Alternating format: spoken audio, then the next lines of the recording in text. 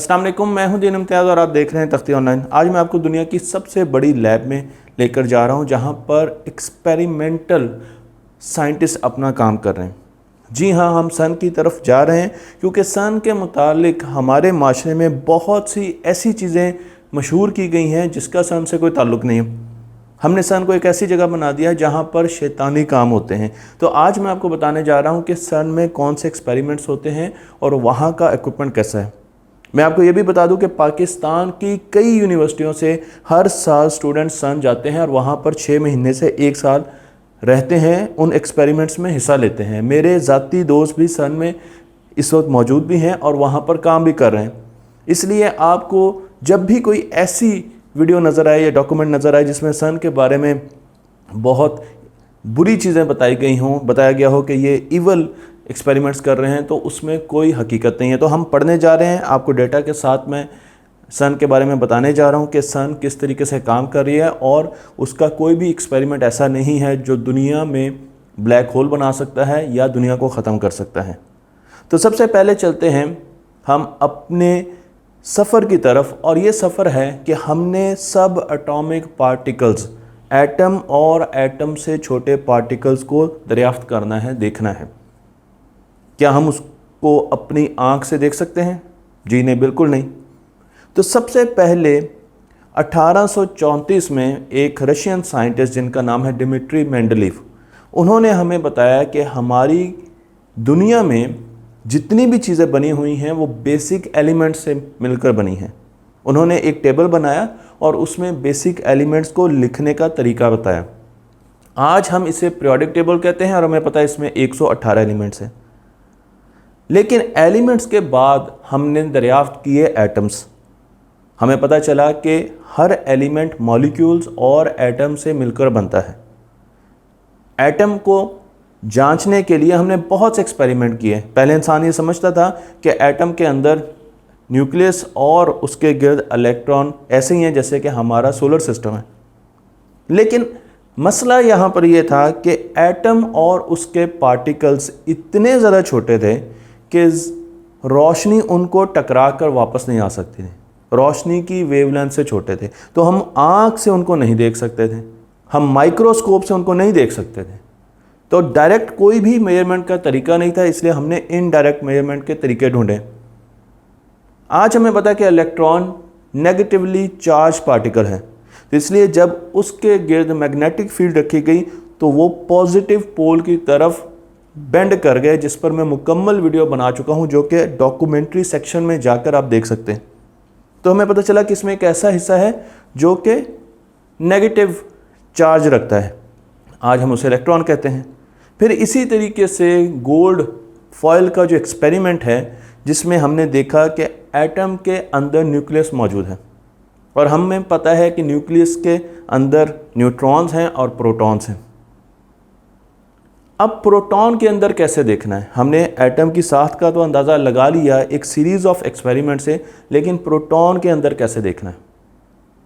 क्योंकि कोई भी ऐसा डायरेक्ट मेथड नहीं है जिसके ज़रिए हम प्रोटॉन के अंदर देख सकते हैं। तो मैं आपको एक एग्जाम्पल देकर समझाने की कोशिश करता हूँ कि सपोज़ आपने ज़िंदगी में पहली मरतबा गाड़ी देखी है और बाहर से देखी है, आपको नहीं पता इस गाड़ी के अंदर क्या है। आप जाँचना चाहते हैं कि इस गाड़ी के अंदर क्या चीज़ है, सीटें, उसका गियर बॉक्स, उसका स्टीयरिंग, शीशे, क्या चीज़ें मौजूद हैं। तो उसका एक आसान तरीका ये है कि 2 गाड़ियों को लें और उनको आपस में टकराएं।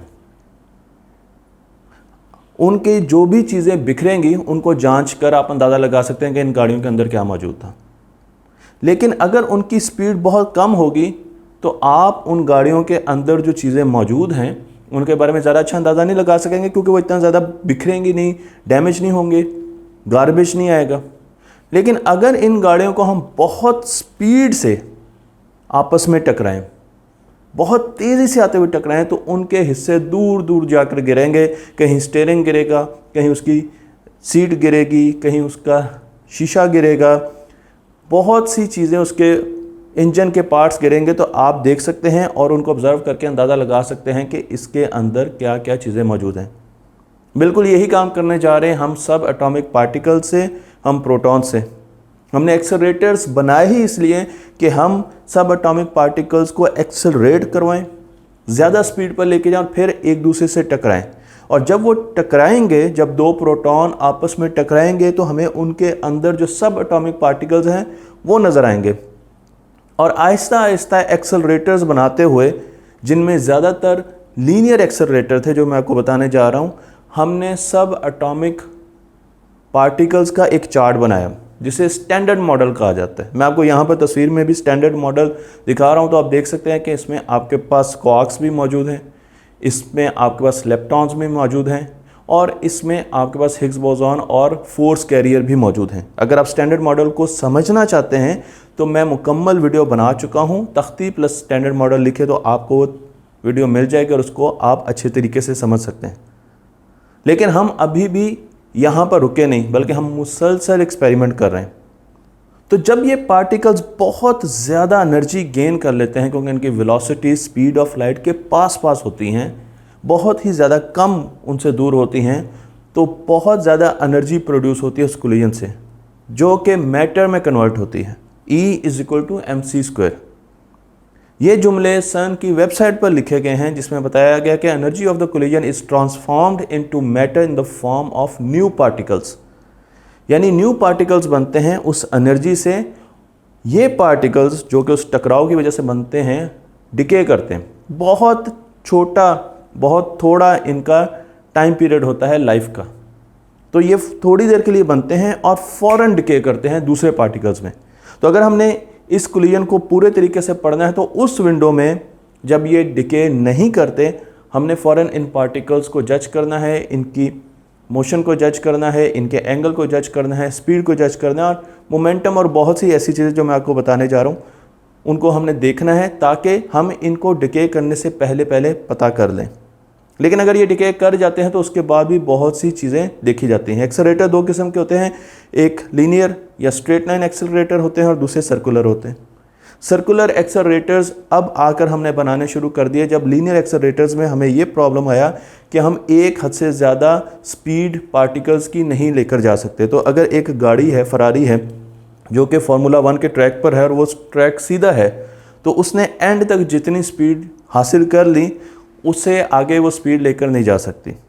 लेकिन अगर आपके पास ट्रैक सर्कुलर है तो आप उस गाड़ी को बार बार उस सर्कुलर ट्रैक में घुमा घुमा कर स्पीड तेज़ कर सकते हैं। इसमें एक कंडीशन का ख़ास ख्याल रखना है कि गाड़ी ने ना तो ट्रैक से बाहर निकलना है, ना आउटर बाउंड्री को टच करना है, और दूसरा ये कि ट्रैक इतना बड़ा होना चाहिए कि गाड़ी तेज़ी से जाते हुए भी कर्व पाथ के अलॉन्ग जा सके। अगर सर्कुलर पाथ बहुत छोटा होगा तो ज़्यादा स्पीड गाड़ी हासिल नहीं कर सकेगी।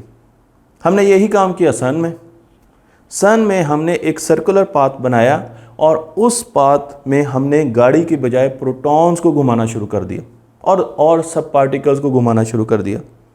दो चीज़ों का ख्याल रखना है। पहली चीज़ ये कि ये प्रोटॉन बाउंड्री के साथ टच ना करें, इस कोलाइडर की, इस हेड्रॉन कोलाइडर की बाउंड्री के साथ टच ना करें, जो कि मैं आपको आने वाली वीडियोस में बताऊंगा कि इसका तफसीली मकसद क्या है।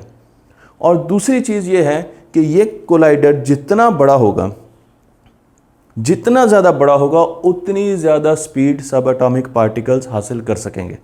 तो प्रोटॉन 11,000 मरतबा इसका चक्कर लगाते हैं एक सर्कुलर पाथ का, जिसे LHC कहा जाता है। आपको तस्वीरों में मैं दिखाऊंगा।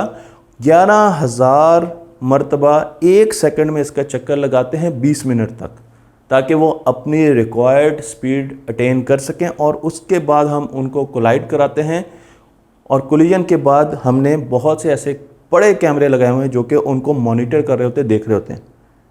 हमारे पास चाबिक भी होता है ताकि हम इन प्रोटॉन्स की स्पीड आहिस्ता आहिस्ता बढ़ाते जाएं।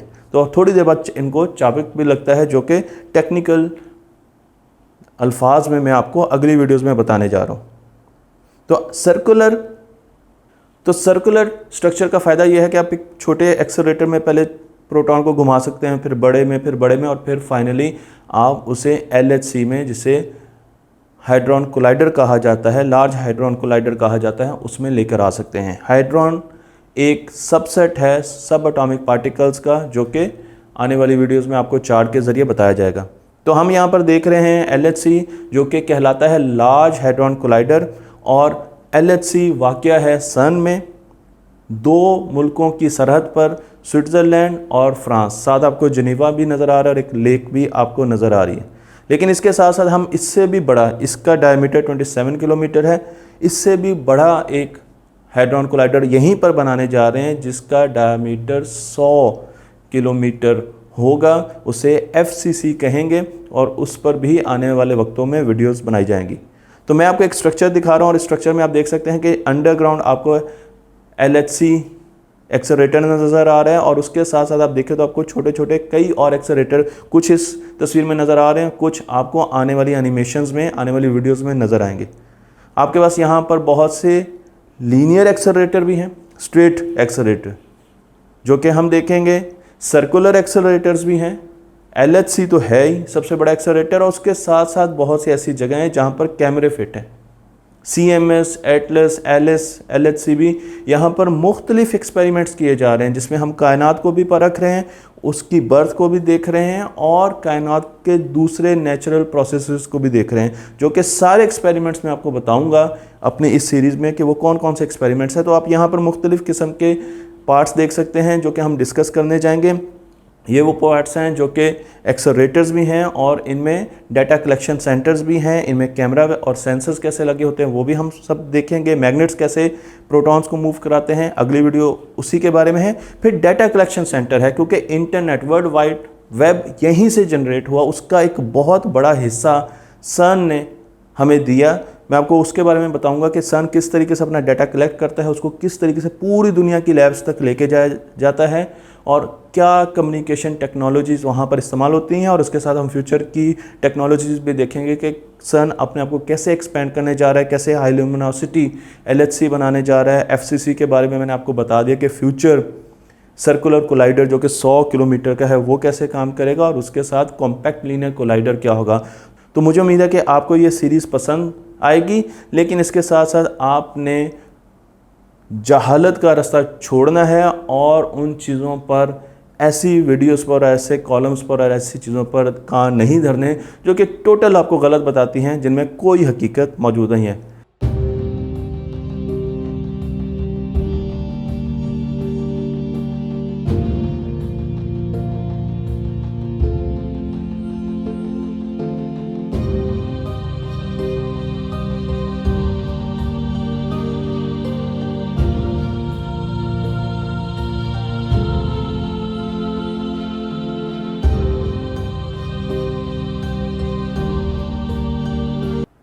अस्सलाम वालेकुम, मैं हूं दिल इम्तियाज़ और आप देख रहे हैं तख्ती ऑनलाइन।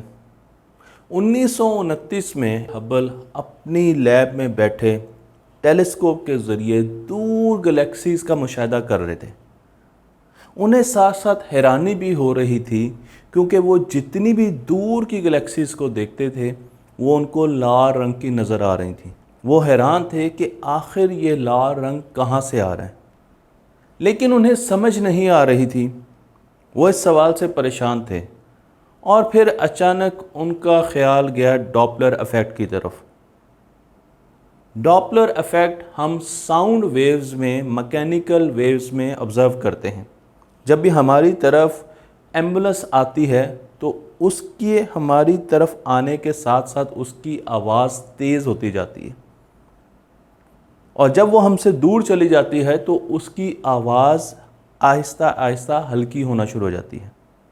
लेकिन अगर साइंसी नुक्ते नज़र से देखा जाए तो जब वो हमारी तरफ ट्रेवल कर रही है, जो कि सोर्स है, तो उसकी साउंड की फ्रिक्वेंसी आहिस्ता आहिस्ता बढ़ रही है। जब सोर्स लिसनर की तरफ जाती है तो उसकी साउंड की फ्रिक्वेंसी बढ़ती है, इस वजह से हमें तेज़ आवाज़ आती है।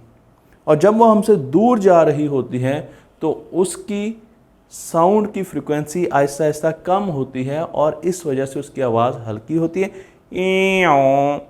इस किस्म का पैटर्न हमें नज़र आता है जिसे डॉपलर इफ़ेक्ट कहा जाता है। और बड़े अरसे तक ये समझा जाता था कि डॉपलर इफ़ेक्ट तो सिर्फ मैकेनिकल वेव्स पर अप्लाई होता है, लेकिन अब हम बात कर रहे हैं रोशनी की, इलेक्ट्रोमैग्नेटिक वेव की। तो अगर इलेक्ट्रोमैग्नेटिक वेव पर डॉपलर इफ़ेक्ट काम करता है तो आप देखेंगे कि जब हमारे पास इलेक्ट्रोमैग्नेटिक स्पेक्ट्रम आएगा हम यहाँ पर विजिबल लाइट का स्पेक्ट्रम देख सकते हैं जो कि सारा का सारा वेवलेंथ में बनाया गया। तो आपने कंफ्यूज नहीं होना, गैमा वेव सबसे ज़्यादा फ्रीक्वेंसी रखने वाली वेव्स होती हैं, इसलिए आपको उनकी वेवलेंथ कम नज़र आएगी, 10 की ताकत -16 नज़र आएगी। जबकि रेडियो वेव्स सबसे कम फ्रीक्वेंसी रखने वाली वेव्स हैं और आपको उनकी वेवलेंथ बहुत बड़ी नज़र आएगी। तो आपने स्केल का ध्यान रखना है। इस ग्राफ से हमें, इस पिक्चर से हमें ये पता चलता है कि नीले रंग की रोशनी ज़्यादा फ्रीक्वेंसी रखती है। अगर सिर्फ विजिबल लाइट में हम देखें तो नीली रोशनी फ्रीक्वेंसी ज़्यादा रखती है और लाल रंग की रोशनी फ्रीक्वेंसी कम रखती है। तो मैं अगर किसी दूर की गैलेक्सी को देख रहा हूँ और उससे मुझ तक नीली रोशनी पहुँच रही है, यानी वो मुझे नीले रंग की नज़र आ रही है, तो आप क्या समझेंगे? आप ये समझेंगे कि वो गैलेक्सी आहिस्ता आहिस्ता हमारी तरफ आ रही है, इसलिए उससे निकलने वाली रोशनी की फ्रीक्वेंसी ज़्यादा हो रही है और वो नीले जोन में जा रही है। अगर एक गैलेक्सी मुझसे दूर जा रही है तो अब उसकी फ्रीक्वेंसी, उससे आने वाली रोशनी की फ्रीक्वेंसी कम होना शुरू हो जाएगी और वो लाल रंग की आपको नज़र आएगी। हम जब इन रोशनियों का मुकाबला करते हैं, कंपैरिजन करते हैं स्पेक्ट्रम की दुनिया में, तो वहाँ पर भी हमें शिफ्ट नज़र आती है। मैं आपको यहाँ पे स्पेक्ट्रम दिखा रहा हूँ, तो आप देख सकते हैं कि आपको मेन स्पेक्ट्रम नज़र आ रहा है, लेकिन जब कोई चीज़ हमारी तरफ आती है तो वो ब्लू शिफ्ट हो जाती है, उसका स्पेक्ट्रम ब्लूइश साइड पर चला जाता है। और जब कोई चीज़ हमसे दूर जा रही होती है तो वो लाल रंग की तरफ मूव करती है, उसका स्पेक्ट्रम शिफ्ट होता है, इसे रेड शिफ्ट कहा जाता है। इस तस्वीर में देखिए तो आपको बहुत आसानी से ये चीज़ समझ आ जाएगी। आप देख सकते हैं कि एक गैलेक्सी एक तरफ को मूव कर रही है और अगर आप उस तरफ से उसको देख रहे हैं तो वो आपको नीले रंग की नज़र आएगी, क्योंकि वो आपकी तरफ मूव कर रही है, रोशनी कंप्रेस हो रही है, उसकी फ्रिक्वेंसी बढ़ रही है। लेकिन अगर आप उसके मुतज़ाद तरफ से उसको देख रहे हैं तो वो आपको लाल रंग की नज़र आएगी। इसका मतलब ये है कि वो आपसे दूर जा रही है और उसकी रोशनी आहिस्ता आहिस्ता, उसकी वेवलेंथ बढ़ रही है, फ्रिक्वेंसी कम हो रही है।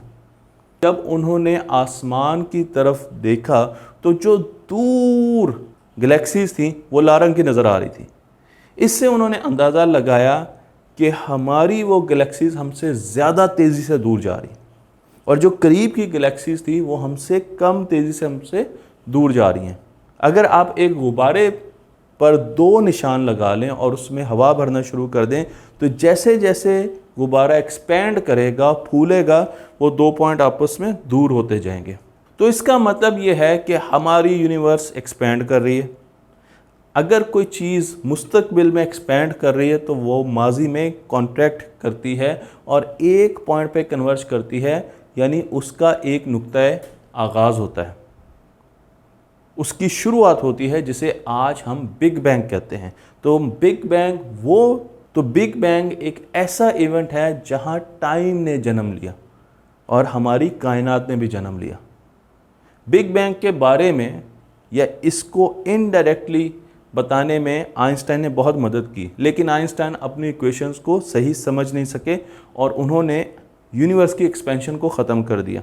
लेकिन एक और साइंसदान जिनका नाम है जॉर्ज लेमायर, उन्होंने 2 साल पहले ही 1927 में ही बिग बैंग की प्रेडिक्शन कर दी थी कि हमारी कायनात वजूद में आई है और बाद में हमें पता चला कि वो 13.7 बिलियन साल पहले वजूद में आई थी और उसका एक आगाज़ है जहाँ पर एक धमाका हुआ और फिर उसी सेकंड में, जो पहला सेकंड है, उस सेकंड में इन्फ्लेशन हुई, जिस पर मैं पूरी वीडियो बना चुका हूँ। बिग बैंग पर भी बना चुका हूँ और इस पर भी बना चुका हूँ। और उसके बाद फिर कुछ ऐसा हिस्सा है जिसके बारे में हम बहुत ज़्यादा क्यूरियस हैं, जानना चाहते हैं। हम ये समझते हैं कि उस वक्त यानी पहले हिस्से में ट्रिलियंथ ऑफ फर्स्ट सेकंड में ऐसे अज्जा बनने शुरू हो गए थे जिनसे बाद में एटम बने और फिर हमारी गैलेक्सीज बनी। ये वो जगह है जहाँ पर क्वार्क्स और ग्लूऑन्स का एक सूप बन रहा है जिसे कॉस्मिक सूप कहा जाता है, यानी क्वार्क्स और ग्लूऑन्स पैदा हुए। तो मैं आपको यहाँ पर वो स्टेज दिखा रहा हूँ यूनिवर्स की जब ये पैदा हुआ और उसके बाद इन्होंने न्यूट्रॉन्स और प्रोटॉन्स बनाए। तो न्यूट्रॉन और प्रोटॉन में क्वार्क्स होते हैं और ग्लूऑन्स होते हैं और फिर न्यूट्रॉन और प्रोटॉन ने एटम्स बनाए, मॉलिक्यूल्स बने, और इस तरीके से फिर हमारे पास कम्प्लेक्स यूनिवर्स की शुरुआत हुई। तो मैं आपको यहाँ पर स्टैंडर्ड मॉडल दिखाता हूँ, और आप स्टैंडर्ड मॉडल में देख सकते हैं कि हमारे पास प्रोटॉन के लिए क्वार्क्स हैं और उनके बीच में फोर्स कैरियर चेंज होते हैं जिन्हें ग्लूऑन कहा जाता है। तो क्वार्क्स जब फोर्स कैरियर यानी ग्लूऑन्स को एक्सचेंज करते हैं तो हमारे पास न्यूक्लियर फोर्स का इंटरेक्शन बनता है, जिस पर मैं आपको पहले भी बता चुका हूँ। इस सूप को पढ़ने के लिए हम दोबारा जाएंगे सन की तरफ, जहाँ पर हम मुख्तलिफ लैब्स में मुख्तलिफ एक्सपेरिमेंट्स कर रहे हैं। लेकिन एक ऐसी लैब है, एक ऐसा डिटेक्टर है, मैंने आपको बताया था कि LHC में मुख्तलिफ डिटेक्टर्स लगे हुए हैं जहाँ पर कोलिजन्स करवाई जाती है, उनको डिटेक्ट किया जाता है, जिसका नाम है एलिस। अगर आप इसको डिटेल में देखना चाहते हैं तो a large ion collider experiment. तो जैसे आपको नाम से पता चलता है ये आयन्स को कोलाइड करता है, आयन्स को एक दूसरे से टकराता है और फिर उनके रिजल्ट्स देखता है। और इसी तरीके से इसमें हम बिग बैंग के बाद पैदा होने वाली सूरत हाल को भी देख रहे हैं। ये कोलाइडर 26 मीटर लेंथ रखता है और 16 मीटर ऊंचा है। तो ठीक ठाक इसकी डायमेंशंस हैं। हम क्यों क्वार्क्स को पढ़ना चाहते हैं? एक तो ये कि वो प्रोटॉन बनाते हैं, न्यूट्रॉन बनाते हैं, हमें इंटरेस्ट है। लेकिन उसके साथ साथ हमने आज तक क्वार्क्स को अलग आइसोलेटेड नहीं देखा। वो जब भी हमें नज़र आते हैं तो वो बंचेस में नज़र आते हैं और ग्लूऑन्स के साथ नज़र आते हैं, लेकिन हमने कभी भी इंडिविजुअली किसी क्वार्क को नहीं देखा। लेकिन ये वो ज़माना है बिग बैंग के बाद जब इंडिविजुअल क्वार्क्स एग्जिस्ट करते थे। तो हम स्टडी करना चाहते हैं कि वो किस तरीके से अलग अलग एग्जिस्ट करते थे, आइसोलेटेड क्वार्क्स कैसे काम करते थे। तो जब हम अपनी यूनिवर्स की तरफ देखते हैं तो हमारे यूनिवर्स ने सिंपल फॉर्म से आहिस्ता आहिस्ता कम्प्लेक्स फॉर्म लेना शुरू कर दी। आप यहाँ पर नीला एरो देख रहे हैं, तो नेचर आहिस्ता आहिस्ता कम्प्लेक्स होती जा रही है। अगर हम आज की चीज़ों को स्टडी करना शुरू करेंगे तो हमारे लिए बहुत मुश्किल होगा किसी भी चीज़ के तय में जाना। इसलिए हम एक्सपेरिमेंटेशन में पीछे की तरफ जा रहे हैं, उस हिस्से की तरफ जा रहे हैं जहाँ पर यूनिवर्स बहुत सिंपल होती थी। तो अगर हमने क्वार्क्स को स्टडी करना है, ग्लूऑन्स को स्टडी करना है, क्योंकि हम एटम में भी न्यूट्रॉन, प्रोटॉन्स, इलेक्ट्रॉन्स और फिर आगे क्वार्क्स की तरफ जा रहे हैं, तो जैसे जैसे हम एटम की गहराई में जा रहे हैं इसी तरीके से हम वक्त में पीछे जाना चाहते हैं। हम वो एक्सपेरिमेंट करना चाहते हैं, वो कंडीशंस लाना चाहते हैं जहाँ पर ये प्रिमिटिव सूप मौजूद था। तो हम सिंपल फॉर्म स्टडी करना चाहते हैं यूनिवर्स की, और इस फॉर्म को हम एलिस में स्टडी कर रहे हैं जहाँ पर 1000 से ज़्यादा साइंसदान काम कर रहे हैं।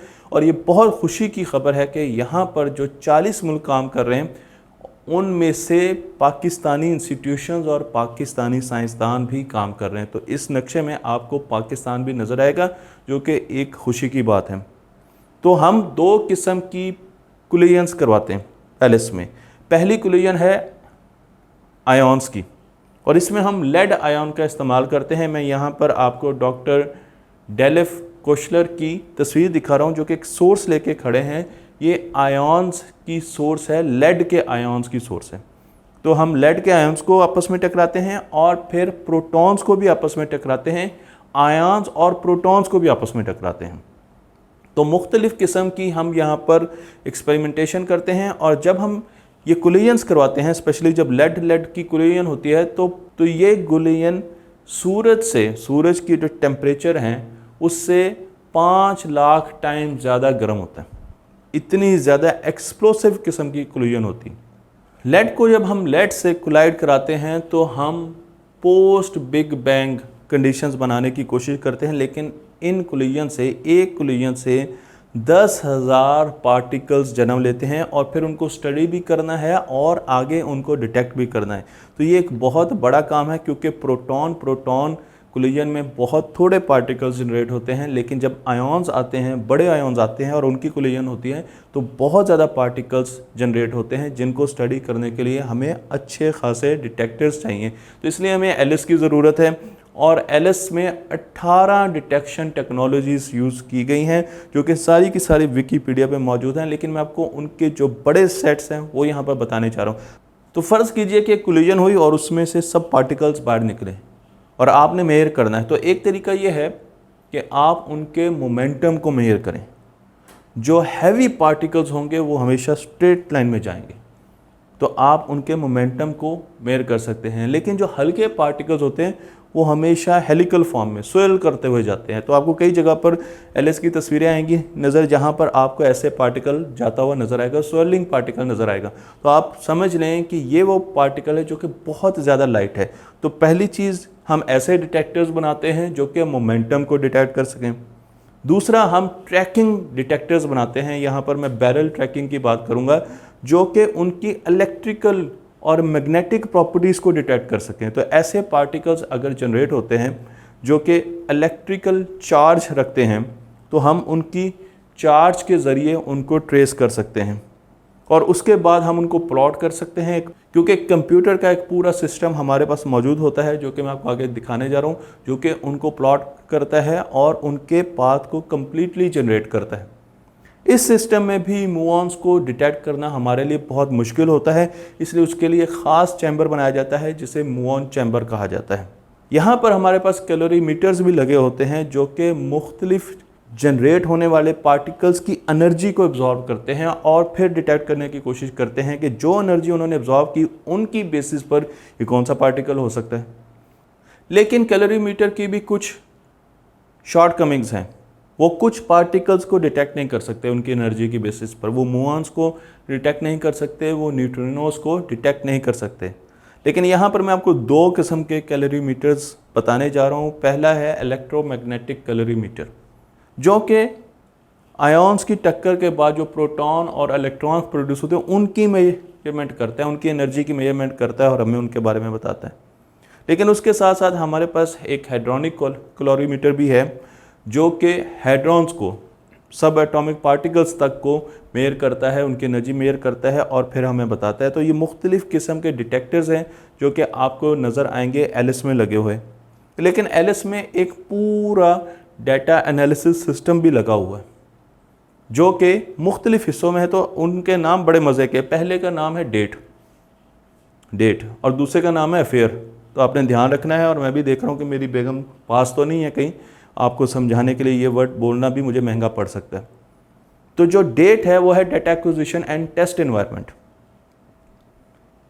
यहाँ पर हमारे पास एक पूरा कंट्रोल रूम होता है जिसमें कंप्यूटर्स होते हैं जिन पर लिनक्स ऑपरेटिंग सिस्टम होता है और ईथरनेट इस्तेमाल हो रहा होता है। जब प्रोटॉन से टकराता है तो बहुत थोड़ा डाटा जनरेट होता है जिसको जल्दी से रिकॉर्ड कर लिया जाता है। लेकिन जब लेड आयॉन्स आपस में टकराते हैं तो हमारे पास बेइंतहा डाटा आता है। और सन की साइट ये बताती है कि हमारे पास एक साल में 1 पीटाबाइट डाटा जनरेट होता है, जिसको हमने रिकॉर्ड भी करना है, सेव भी करना है और उसे प्रोसेस भी करना है। तो यहाँ पर data acquisition and test environment है जो कि डाटा को एक्वायर करती है और मुख्तलिफ़ किस्म की टेस्ट एप्लीकेशंस चलाती है। फिर उसके साथ साथ मैंने अफेयर के बारे में आपको बताया। तो अफेयर है flexible fabric and application information recorder. पता नहीं इन्होंने इसका नाम अफेयर क्यों रखा। ये परफॉर्मेंस मॉनिटरिंग सिस्टम है जो कि परफॉर्मेंस को मॉनिटर करता है, एलएस की डाटा को गैदर करता है, जो नोड्स हैं, मुख्तलिफ पॉइंट्स हैं, उनके बीच में कम्युनिकेशन को इंश्योर करता है, उनके बीच में राब्ते का ज़रिया बनता है और database robin and round basis पर डाटा बेसिस को मेंटेन करता है। इसका ये भी काम है कि इसमें प्लॉट करने हैं। जो आपको प्लॉट्स नज़र आते हैं, बाज़-औक़ात ट्रेजेक्ट्रीज नज़र आती हैं, वो ये जनरेट करता है और उसके लिए एक सॉफ्टवेयर यूज़ करता है जिसका नाम है रूट, जो कि बड़ा आम सा सॉफ्टवेयर है।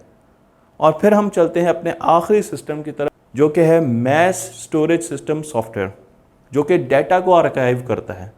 इसमें हमारे पास दो किस्म की स्टोरेजेस होती है, क्योंकि इसने 1 पीटाबाइट डाटा को स्टोर करने पर ही है। एक स्टोरेज जिसे हम ग्लोबल डाटा स्टोरेज GDS कहते हैं, ये टेम्परेरी डाटा स्टोरेज है। इसमें आप थोड़ी देर के लिए डाटा स्टोर करते हैं, उस पर मुख्तलिफ एल्गोरिदम्स लगाते हैं, प्रोसेसिंग करते हैं और फिर उसको ख़त्म कर देते हैं। लेकिन एक हमारे पास परमानेंट आर्काइव है जिसे हम परमानेंट डाटा स्टोरेज PDS कहते हैं, जो कि लॉन्ग टर्म डाटा रखने के लिए इस्तेमाल होती है। तो इस तरीके से हमारे पास हार्डवेयर भी है, हमारे पास डिटेक्टर्स भी हैं, हमारे पास कंप्यूटर सिस्टम भी है, हमारे पास डेटा एक्विजिशन के सॉफ्टवेयर्स भी हैं और डाटा को प्लॉट करने के लिए भी सॉफ्टवेयर्स हैं। तो एलिस एक पूरा सिस्टम है जिसमें काम इस वक्त जो बहुत से एक्सपेरिमेंट हो रहे हैं उनमें से एक एक्सपेरिमेंट मैंने आपको इस वीडियो में बताया है, जो कि है कि हमने बिग बैंग के पहले सेकंड को जज करना है, उसको देखना है, उस पर रिसर्च करनी है और उसमें स्पेशली जो हमारे पास कॉस्मिक सूप आया था क्वार्क्स का और ग्लूऑन्स का, उन पर रिसर्च करनी है। हम यहाँ पर 5 से 6 मेजर एक्सपेरिमेंट्स कर चुके हैं मुख्तलिफ सालों में और हम कोलिजन्स करवा चुके हैं आयन के साथ भी और आयन की प्रोटॉन्स के साथ भी, और उससे मुख्तलिफ किस्म के रिसर्च रिजल्ट्स भी ले चुके हैं। जितनी भी कायनात हम देखते हैं, जो हम ऑब्जर्व कर सकते हैं, वो हमारी कायनात का 5% है। हमारी कायनात का 95% हिस्सा जो कि डार्क एनर्जी और डार्क मैटर पर मुहित है, उसके बारे में हम बहुत ही ज़्यादा कम जानते हैं। तो जितनी रिसर्च साइंस में हो रही है वो ज़्यादातर यूनिवर्स के कायनात के सिर्फ 5% पर हो रही है। आपको मैं लेकर चलता हूं डार्क मैटर की तरफ, एक ऐसा हाइपोथेटिकल मटेरियल जिसके बारे में हम आज तक जान नहीं सके कि ये किस तरह काम करता है। 1933 में कैलटेक के एक साइंसदान जिनका नाम है फ्रिट्ज ज़ुइकी, उन्होंने पहली मर्तबा डार्क मैटर के बारे में पब्लिकेशन की। दुनिया उस वक्त तक डार्क मैटर को नहीं जानती थी। उन्होंने गौर किया कॉमा क्लस्टर पर, एक ऐसी जगह जहां पर बहुत सी गैलेक्सीज मौजूद थी, और उन्होंने देखा कि गैलेक्सीज की स्पीड बहुत ज़्यादा है, रोटेशनल स्पीड बहुत ज़्यादा है।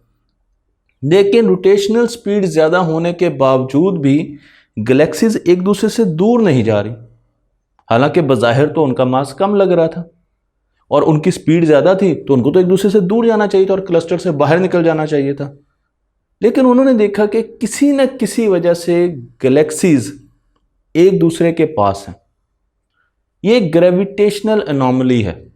आखिर उनके बीच में फोर्स ऑफ ग्रेविटी इतनी मजबूत कैसे हुई? क्योंकि उनका मैस तो बज़ाहिर नज़र आने में बहुत कम था। और उन्होंने एक हाइपोथेटिकल मटेरियल का नाम दिया जिसे आज हम डार्क मैटर कहते हैं। डार्क मैटर को समझने के लिए और ज़ुइकी और उनके बाद आने वाले साइंसदान की तौक़्क़ात को समझने के लिए मैं आपको कुछ एग्जाम्पल्स, कुछ मिसालें देता हूँ। हम अपने सोलर सिस्टम से कहानी का आगाज़ करते हैं जिसके बीच में एक सन है और 8 सियारे उसके गिर्द चक्कर लगा रहे हैं। क्या आप जानते हैं कि सबसे तेज़ी से उसके गिर्द, सन के गिर्द कौन सा सियारा चक्कर लगा रहा है? सबसे करीब जो सियारा है मरकरी। मरकरी की ऑर्बिटल स्पीड बहुत ज़्यादा है, मैं आपको ग्राफ में दिखा रहा हूँ। फिर आप देखें वीनस की है। जैसे जैसे हम सूरज से दूर जाएंगे, प्लैनेट्स की, सियारों की ऑर्बिटल स्पीड कम होती जाएगी। प्लूटो जो कि एक ड्वार्फ प्लैनेट है, छोटा प्लैनेट है, उसकी ऑर्बिटल स्पीड सबसे कम है।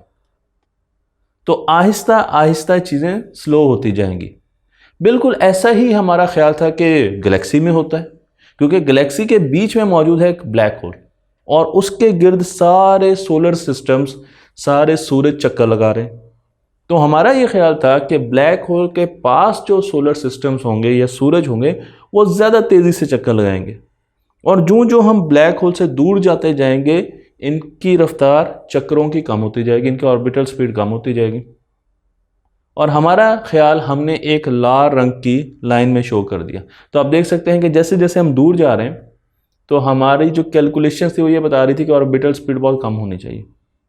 लेकिन जब हमने मेजरमेंट की तो चीज़ इसके बरक्स निकली। हमने देखा कि जैसे जैसे हम ब्लैक होल से दूर जाते हैं तो ऑर्बिटल स्पीड एक जगह पर जाकर बिल्कुल कांस्टेंट हो जाती है। कई ऐसे सितारे जो बहुत ज़्यादा दूर हैं वो तकरीबन एक ही ऑर्बिटल स्पीड के साथ, रोटेशनल वेलोसिटी के साथ ब्लैक होल का चक्कर लगा रहे हैं, और ये चीज़ हमें दिखा रही है सफ़ेद लाइन। अब साइंसदान बड़े परेशान हुए। उन्होंने सोचा कि शायद रीडिंग्स गलत आ गई। उन्होंने 1000 और गैलेक्सीज़ का मुशाहिदा किया और उनको तमाम गैलेक्सीज़ में यही चीज़ नज़र आई। लेकिन ऐसा क्यों हो रहा है? इसका जवाब जानने के लिए हम चलते हैं कुछ बेसिक चीज़ों की तरफ।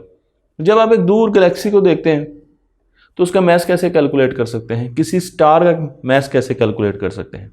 अगर हमने अपने स्टार का मैस कैलकुलेट करना है तो सपोज हम एक प्लैनेट लेते हैं जो कि है जुपिटर, बहुत बड़ा प्लैनेट है, और स्टार के और उसके बीच में रेडियस का हमें पता है। तो हमारे पास ग्रेविटेशनल फॉर्मूला है, ग्रेविटेशनल फोर्स का फॉर्मूला है, जिसमें आपको नज़र आ रहा है कि जुपिटर का मैस आएगा, सन का मैस आएगा और उनका जो रेडियस है, डिस्टेंस है, उसका स्क्वायर आएगा।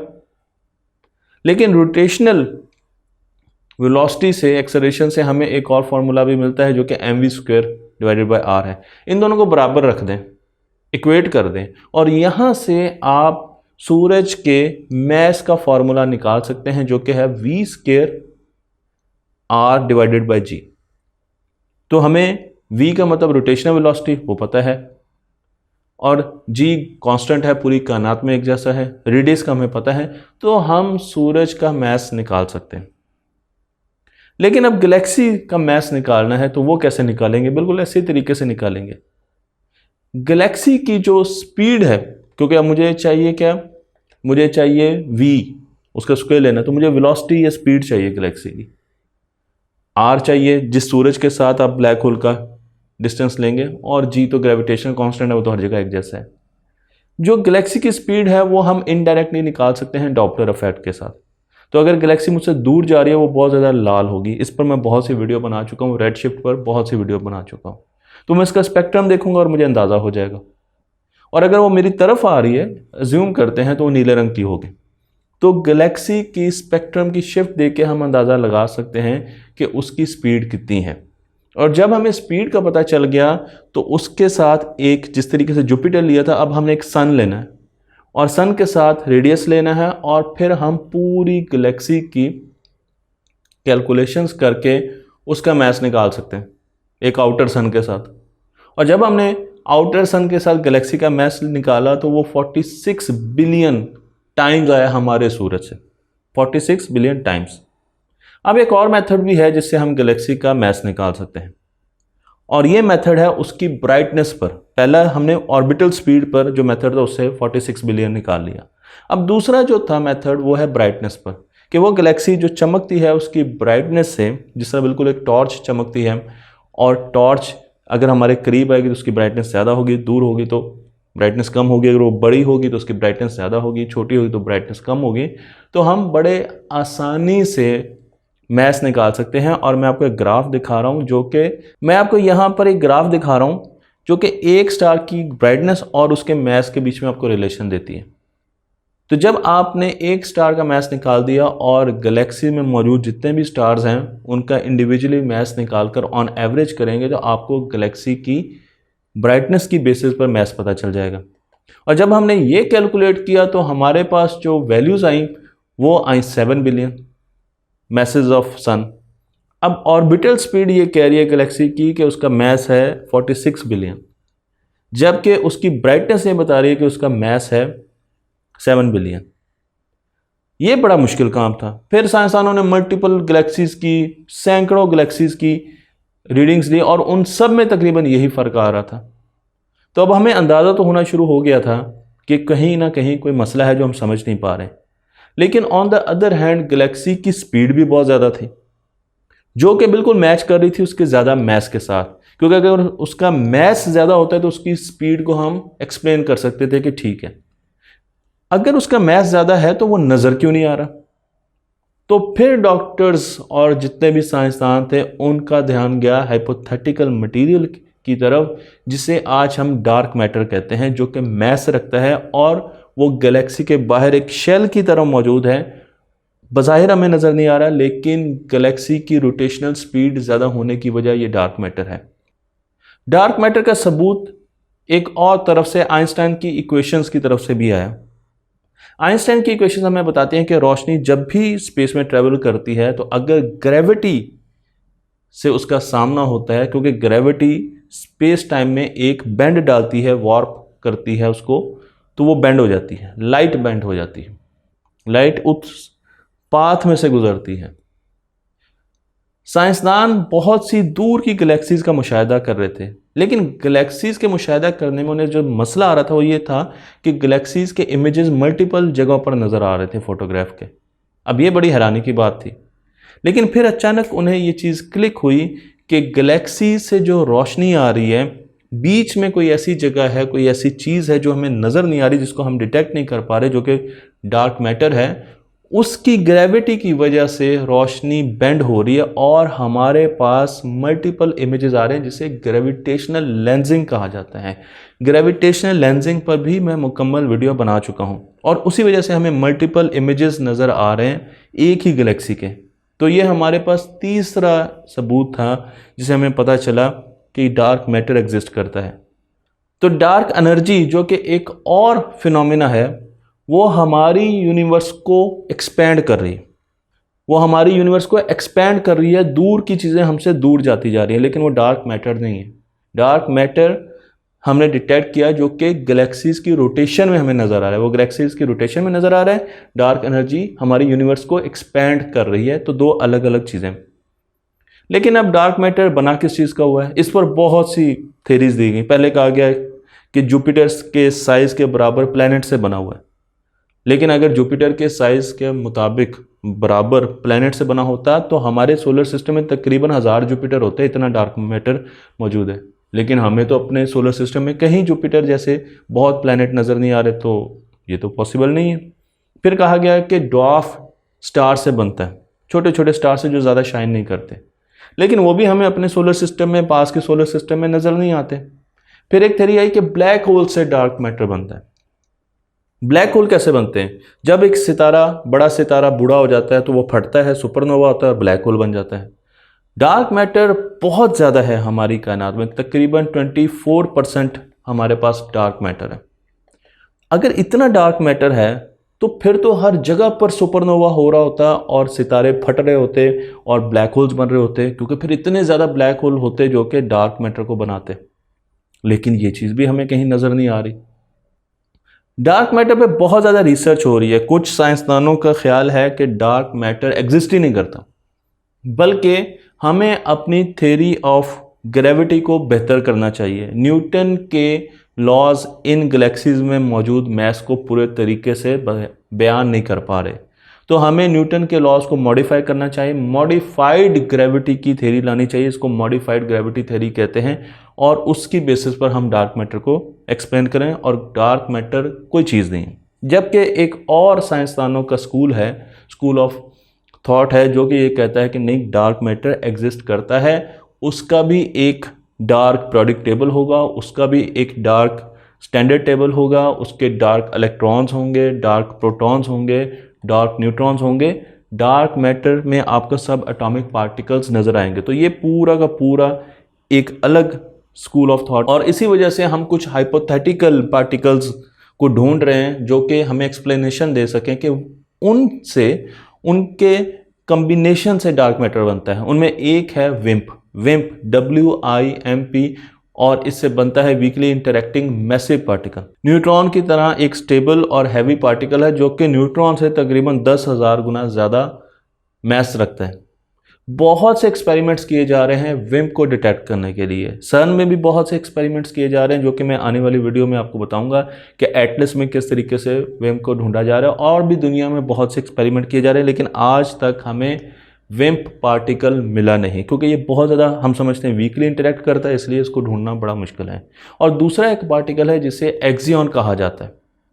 इसको भी हम ढूंढ रहे हैं कि ये पार्टिकल अगर हमें मिल जाता है तो हम ये बयान कर सकें कि डार्क मैटर शायद एक्सियन से मिलकर बनता है, लेकिन आज तक हम इसे भी ढूंढ नहीं सके। बहुत से साइंसदान ये कहते हैं कि X17 पार्टिकल, जो कि अभी रिसेंटली रिसर्च पेपर्स में आया, मैंने इस पर वीडियो भी बनाई है, आप देख सकते हैं, जो कि हमें एक 5वीं फोर्स के बारे में बता रहे हैं, उसका फोर्स कैरियर साबित किया जा रहा है। उसके बारे में कहा जाता है कि वो हमें डार्क मैटर की डिटेल्स देता है, और वो पार्टिकल उस वक्त प्रोड्यूस होता है जब नॉर्मल मैटर डार्क मैटर के साथ कभी किसी खास कंडीशन में इंटरेक्ट करता है। हर वक्त नहीं करता, लेकिन कोई ऐसी खास कंडीशन आती है जिसमें नॉर्मल मैटर और डार्क मैटर आपस में इंटरेक्ट करते हैं, तो फिर X17 पार्टिकल्स बनते हैं। इसी वजह से वो हमें हर जगह पर नज़र नहीं आ रहे, उनको ढूंढना बहुत मुश्किल है। लेकिन इस पर भी अभी साइंसदानों की जो राय है वो काफ़ी ज़्यादा डिवाइडेड है। LHC में ही एक और एक्सपेरिमेंट किया गया जिसे Na64 एक्सपेरिमेंट कहा जाता है।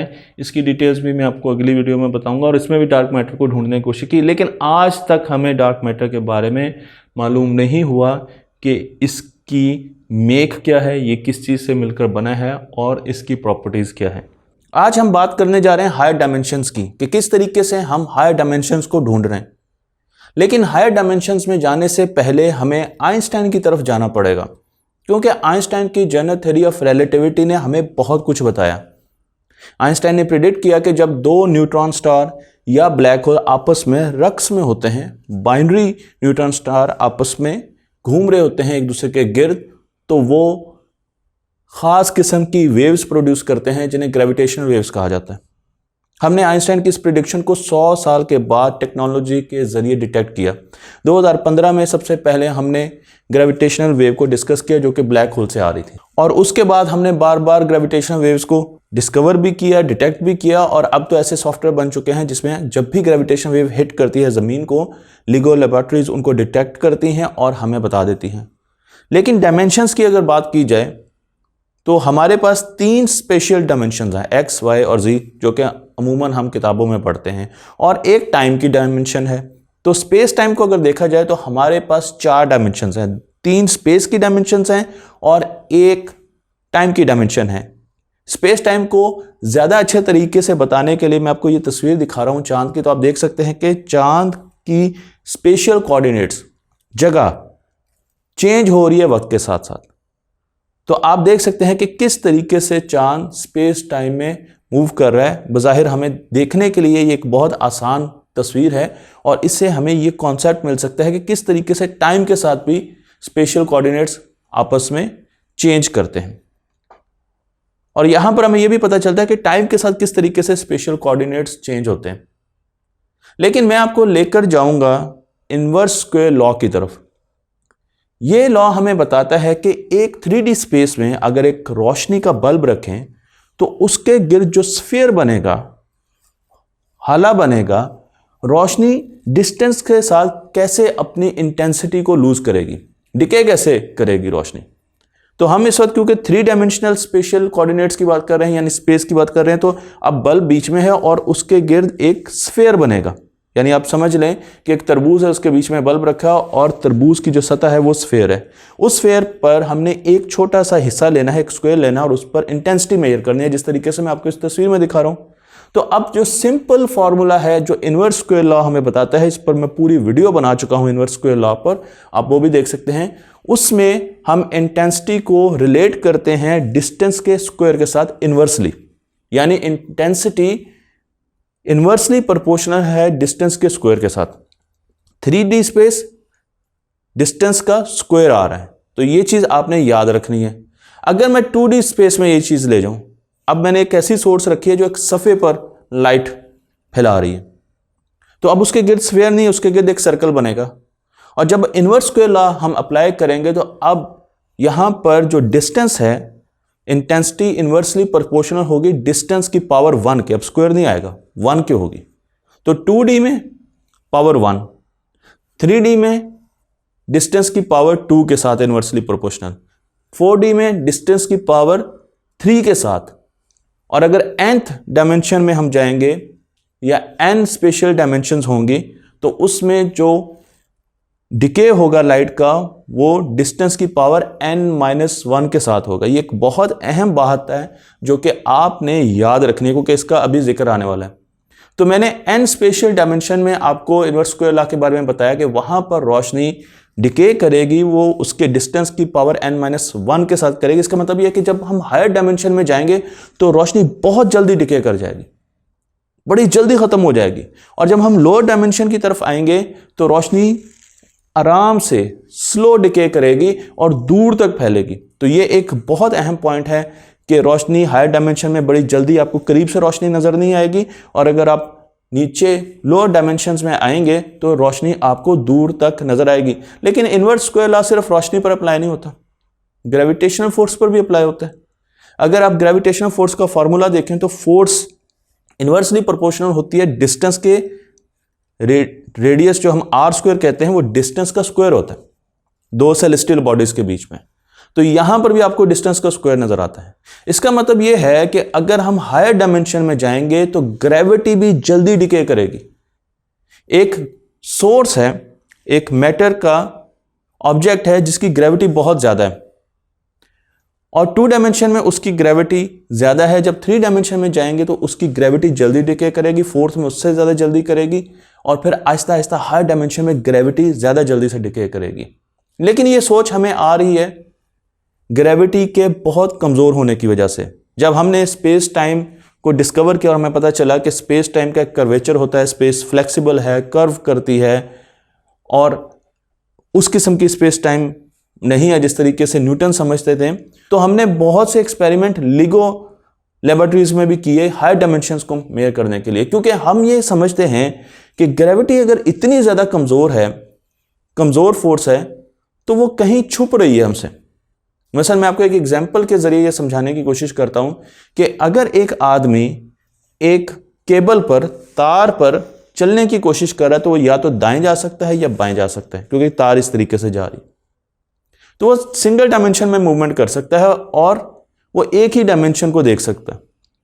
लेकिन अगर एक चूंटी को उस तार पे बिठा दिया जाए तो वो चूंटी आगे भी जा सकती है, पीछे इस तरह भी जा सकती है, आपकी तरफ ही आ सकती है, मेरी तरफ भी आ सकती है, ऊपर भी जा सकती है, नीचे भी जा सकती है। तो उसको 3 डायमेंशंस नजर आएंगी। छोटे साइज पर जाकर उसे 3 डायमेंशंस नजर आएंगी जो कि हमें नजर नहीं आ रही। छोटी दुनिया में जाकर हमें ज्यादा डायमेंशंस नजर आ रही हैं। इसका मतलब यह है कि हमें छोटी दुनिया में जाकर भी एक्सपेरिमेंट करने चाहिए, क्योंकि आज जमीन की जो ग्रेविटी है वो एक फ्रिज के मैग्नेट से ज्यादा स्ट्रांग नहीं है। तो ग्रेविटी कहां पर लीक हो रही है? हमारा यह ख्याल है कि ग्रेविटी हायर डायमेंशंस में लीक हो रही है, इसलिए वो हमें इतनी कम नजर आ रही है। लीगो ऑब्जर्वेटरी तो हायर डायमेंशंस को अभी तक डिटेक्ट नहीं कर पाई, लेकिन हम सन में जा रहे हैं जहां पर पार्टिकल को आपस में कोलाइड किया जा रहा है और वहां पर छोटी डायमेंशंस को देखने की कोशिश की जा रही है। क्योंकि हमारी थ्योरी ये कहती है, हमारा मैथमेटिक्स ये कहता है कि अगर और डायमेंशंस एग्जिस्ट करती हैं तो वहां पर भी स्टैंडर्ड मॉडल के पार्टिकल्स मिलेंगे, लेकिन उनमें एक फर्क होगा और वो फर्क ये होगा कि वो पार्टिकल्स बहुत ज्यादा वजनी होंगे, मैस रखते हैं। मसलन अगर आपको एक ऐसा WZ बोसॉन मिल जाता है पार्टिकल की आपस में कोलिजन के बाद, जो कि आम WZ बोसॉन जो कि स्टैंडर्ड मॉडल का हिस्सा उससे 100 गुना ज्यादा वजनी है, तो फिर आप फौरन समझेंगे कि शायद ये हायर डायमेंशन से या 5th डायमेंशन से आया। इस थ्योरी को कैलुजा-क्लाइन 5th डायमेंशन थ्योरी भी कहा जाता है। तो हम बहुत से एक्सपेरिमेंट कर रहे हैं। ग्रेविटी का फोर्स कैरियर ग्रेविटॉन कहलाता है। हाइपोथेटिकल एक पार्टिकल है जो हमने डिस्कवर नहीं किया, जिस तरह फोटॉन इलेक्ट्रोमैग्नेटिक फोर्स का फोर्स कैरियर है। मैं स्टैंडर्ड मॉडल पर बहुत सी वीडियोस बना चुका हूं, आप देख सकते हैं ज़्यादा डिटेल के लिए। तो हमने अब ग्रेविटॉन को अगर देखना है तो हमारे लिए एक मुश्किल है, और वो मुश्किल ये है, ग्रेविटॉन अगर प्रोड्यूस भी होगा तो वो हायर डायमेंशन में डिसअपियर हो जाएगा, गायब हो जाएगा। इस चीज को मैं आपको ऐसे बताता हूं, अगर आपने एक फुलझड़ी चलाई, ईद शबरात पर आप फुलझड़ियां चलाते हैं तो उसका एक स्पेक्ट्रम बनता है रोशनी का, हर तरफ एक फूल की तरह हर तरफ आपको रोशनी नजर आ रही होती है। लेकिन अगर किसी जगह आपको रोशनी ना नजर आए तो आप हैरान होंगे कि यहां पर क्या हुआ, कोई तो गड़बड़ है। इसी तरीके से जब मुख्तलिफ पार्टिकल्स को हम LHC में कोलाइड करवाते हैं तो वहां पर बहुत से डिटेक्टर्स लगे हुए हैं, एटलस है, CMS है, जो उसको देख रहे हैं। तो अब वहां पर जो पार्टिकल आपस में टकराते हैं तो उनका जो एक स्पेक्ट्रम होना चाहिए वो सिमेट्रिक होना चाहिए। हमें हर तरफ एनर्जी मिलनी चाहिए, हमें मोमेंटम मिलना चाहिए। लेकिन अगर उस सिमेट्री में हमें किसी किस्म का इम्बैलेंस नजर आएगा तो हम फौरन समझ जाएंगे कि यहां पर ग्रेविटॉन प्रोड्यूस हुआ और वो हायर डायमेंशन में एस्केप कर गया। तो इस तरीके से हम एक्सपेरिमेंट कर रहे हैं ग्रेविटॉन को पकड़ने के लिए। आइंस्टाइन की थ्योरी हमें यह बताती है कि हम माइक्रोस्कोपिक ब्लैक होल्स बना सकते हैं, और माइक्रोस्कोपिक ब्लैक होल्स हमें एक्स्ट्रा डायमेंशंस की इंफॉर्मेशन दे सकते हैं। हमारी आज की मैथमेटिक्स और थ्योरीज भी हमें यह बताती हैं। तो हम सन में क्या कर रहे हैं, हम सन में प्रोटॉन्स को आपस में कोलाइड करा रहे हैं और वक्ती तौर पर थोड़ी देर के लिए माइक्रोस्कोपिक ब्लैक होल्स बनते हैं। इन माइक्रोस्कोपिक ब्लैक होल से घबराने की जरूरत नहीं है, क्योंकि ये 10 की ताकत -27 10⁻⁻27 सेकेंड्स में ही डिसिपेयर हो जाते हैं, वेपोरेट हो जाते हैं, और इनके पास इतना वक्त ही नहीं होता कि ये एनर्जी या मैस को इकट्ठा कर सकें। लेकिन इन माइक्रोस्कोपिक ब्लैक होल से हमें 5th डायमेंशन, 6th डायमेंशन, अगर उनसे भी ज़्यादा डायमेंशंस एग्जिस्ट करती हैं तो उनकी इंफॉर्मेशन मिलने की उम्मीद है। इसलिए ये एक्सपेरिमेंट सन में एटलस और सीएमएस डिटेक्टर्स के माबैन किए जा रहे हैं।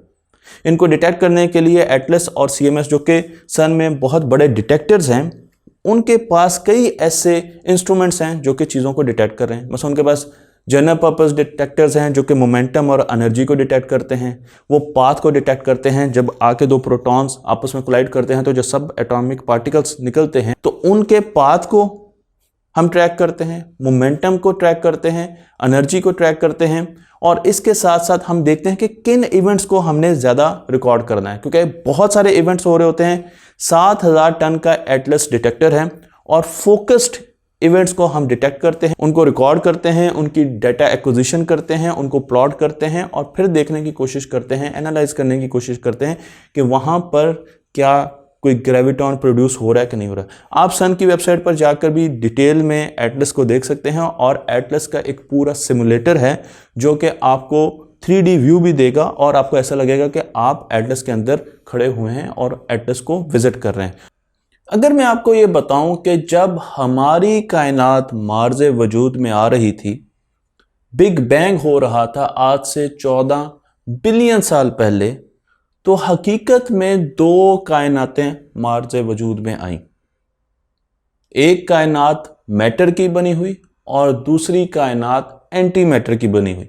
आप हैरान रह जाएंगे, लेकिन अब की साइंस, आज की साइंस ऐसा सोचने पर मजबूर है और उसकी वजह सीपीटी सिमेट्री है। नाम से आपने परेशान नहीं होना। सीपीटी सिमेट्री हमें बताती है कि ऐसी कायनात एग्जिस्ट कर सकती है जो कि बिग बैंग के साथ ही पैदा हुई और उसमें चीज़ें हमारी कायनात से मुख्तलिफ हैं। तो अगर आप सीपीटी को गौर से देखना चाहें तो सी से बनता है चार्ज कॉन्जुगेट। हम अपनी कायनात में जितने भी पार्टिकल्स देखते हैं उनके ऑपोजिट चार्ज रखने वाले पार्टिकल्स भी हमें मिलते हैं, लेकिन वो बहुत कम तादाद में हैं। मसलन अगर आप न्यूट्रॉन को देखें तो आपको एंटी न्यूट्रॉन भी मिलेगा। आप इलेक्ट्रॉन को देखें तो आपको पॉजिट्रॉन यानी एंटी इलेक्ट्रॉन भी मिलेगा। अगर हम हाइड्रोजन एटम की बात करें तो हमें एंटी हाइड्रोजन एटम भी मिलेगा जो कि एंटी प्रोटॉन से और पॉजिट्रॉन से मिलकर बना होगा। मैं आपको यहां पर तस्वीरें दिखा रहा हूं। लेकिन मैटर तो हमारी दुनिया में, हमारी कायनात में बहुत ज्यादा है। एंटी मैटर हमें बहुत कम मिलता है। इसकी क्या वजह है? इसी तरीके से ये सिमेट्री हमें बताती है, जिसमें दूसरा लफ्ज है पी यानी पैरिटी, कि हमारे पास स्पेस की 3 डायमेंशंस मौजूद हैं, एक्स वाई जी। इन्हीं डायमेंशंस को उल्टा भी किया जा सकता है, रिवर्स भी किया जा सकता है। तो एक कायनात ऐसी भी हो सकती है जहां पर पार्टिकल्स पर चार्ज भी डिफरेंट हो और वो एक्सेसिव हो, और उसी कायनात में जो डायमेंशंस हैं स्पेस की वो उल्टी हो। और तीसरी चीज है टाइम। हम ये समझते हैं कि टाइम फॉरवर्ड मूव करता है, आगे की तरफ जाता है। उस कायनात में जो कि एंटी मैटर से बनी हो, उसमें टाइम रिवर्स डायरेक्शन में मूव करेगा। और ये चीज हमें हमारा मैथमेटिक्स बताता है। इस सिमेट्री से जितनी चीजें भी हम अखज़ करते हैं वो मैथमेटिक्स के जरिए आती हैं, क्योंकि साइंसदान ये समझते हैं कि जब बिग बैंग हुआ तो उसके बाद पहले सेकंड के कुछ हिस्से में मैटर और एंटी मैटर बिल्कुल बराबर बराबर हमारी कायनात में मौजूद था। लेकिन आज हमें हर जगह पर मैटर ही नजर आता है, और उसकी वजह साइंसदानों ने कुछ यूं दी कि हर 1 बिलियन एंटी मैटर पार्टिकल्स के लिए 1 बिलियन 1 मैटर के पार्टिकल्स थे। एक पार्टिकल ज्यादा था हर बिलियन पार्टिकल्स के। तो जहां पर एंटी मैटर और मैटर बनते हैं वो आपस में एक दूसरे से टकराते हैं, और जब वो एक दूसरे से टकराते हैं तो वो अनाइलेट करते हैं, बहुत ज्यादा एनर्जी प्रोड्यूस करते हैं और खत्म हो जाते हैं। तो 1 बिलियन एंटी मैटर पार्टिकल्स अगर 1 बिलियन मटेरियल या मैटर के बने हुए पार्टिकल से टकराए तो वो आपस में एनाइलेट करके खत्म हो गया और पीछे रह गया एक पार्टिकल, 1 बिलियन सैंपल की बात हो रही है। और उसकी वजह से हमारी कायनात आज वैसी दिखती है जैसे कि हमें नजर आ रही है। जितनी भी चीजें कायनात में हमें मिल रही हैं जो कि विजिबल मैटर की बनी हुई हैं, ये उस एक पार्टिकल और उस जैसे पार्टिकल से मिलकर बनी है। इस थ्योरी को शुरू में बहुत ज़्यादा पॉपुलैरिटी मिली और साइंस के हलकों में इसे बहुत सराहा गया, लेकिन आहिस्ता आहिस्ता इस थ्योरी में कुछ मसले नज़र आना शुरू हो गए। अगर हमारी कायनात के शुरू में एंटी मैटर के पार्टिकल्स और मैटर के पार्टिकल्स आपस में बहुत ज़्यादा अनाइलेट कर रहे थे तो बहुत ज़्यादा एनर्जी प्रोड्यूस होनी चाहिए और उस एनर्जी का सिग्नेचर आज भी हमें नज़र आना चाहिए। लेकिन हम जब भी कायनात की तारीख में देखते हैं, पास्ट में देखते हैं, तो हमें वो एनर्जी नज़र नहीं आती। हमें एंटी मैटर की मैटर के साथ अनाइलेशन के सिग्नेचर्स नहीं मिलते, जिसकी वजह से साइंसदानों ने अब एक और थ्योरी का सहारा लेना शुरू कर दिया है जिसे हम अब डिस्कस करने जा रहे हैं। और इस थ्योरी में सबसे ज़्यादा काम किया है साइंसदानों, उनका नाम है नील ट्यूरॉक। नील ट्यूरॉक की तस्वीर मैं आपको यहाँ पर दिखा रहा हूँ, जिनका मैथमेटिक्स ये कहता है कि हमारी कायनात जब मार्ज़ वजूद में आई तो वहाँ पर 2 कायनातें मार्ज़ वजूद में आई। एक कायनात मैटर से बनी हुई थी जिसमें चार्ज, पार्टिकल्स के चार्ज एक ख़ास अहमियत रखते थे, जिसमें स्पेस की डायमेंशंस थी ख़ास डायरेक्शन में और जिसमें टाइम हमें ऐसे लगता है कि फॉरवर्ड मूव कर रहे हैं। लेकिन उसके साथ साथ एक और कायनात भी पैदा हुई जिसमें चार्ज उल्टे थे, रिवर्स में थे, उन्हीं पार्टिकल्स के स्पेस की डायमेंशंस रिवर्स में थी और टाइम भी रिवर्स में फ्लो कर रहा है। और इस वजह से क्योंकि ये दोनों कायनातें अलग अलग हैं, इनका आपस में इंटरेक्शन नहीं है, इसलिए हमें वो एनर्जी के सिग्नल्स नज़र नहीं आते जिनके ज़रिए हम समझ सकें कि ये एनाइलेट हुए, क्योंकि ये एनाइलेट हुए ही नहीं, क्योंकि ये तो अलग अलग कायनातों में हैं। हम एंटी मैटर को लैब में बना चुके हैं।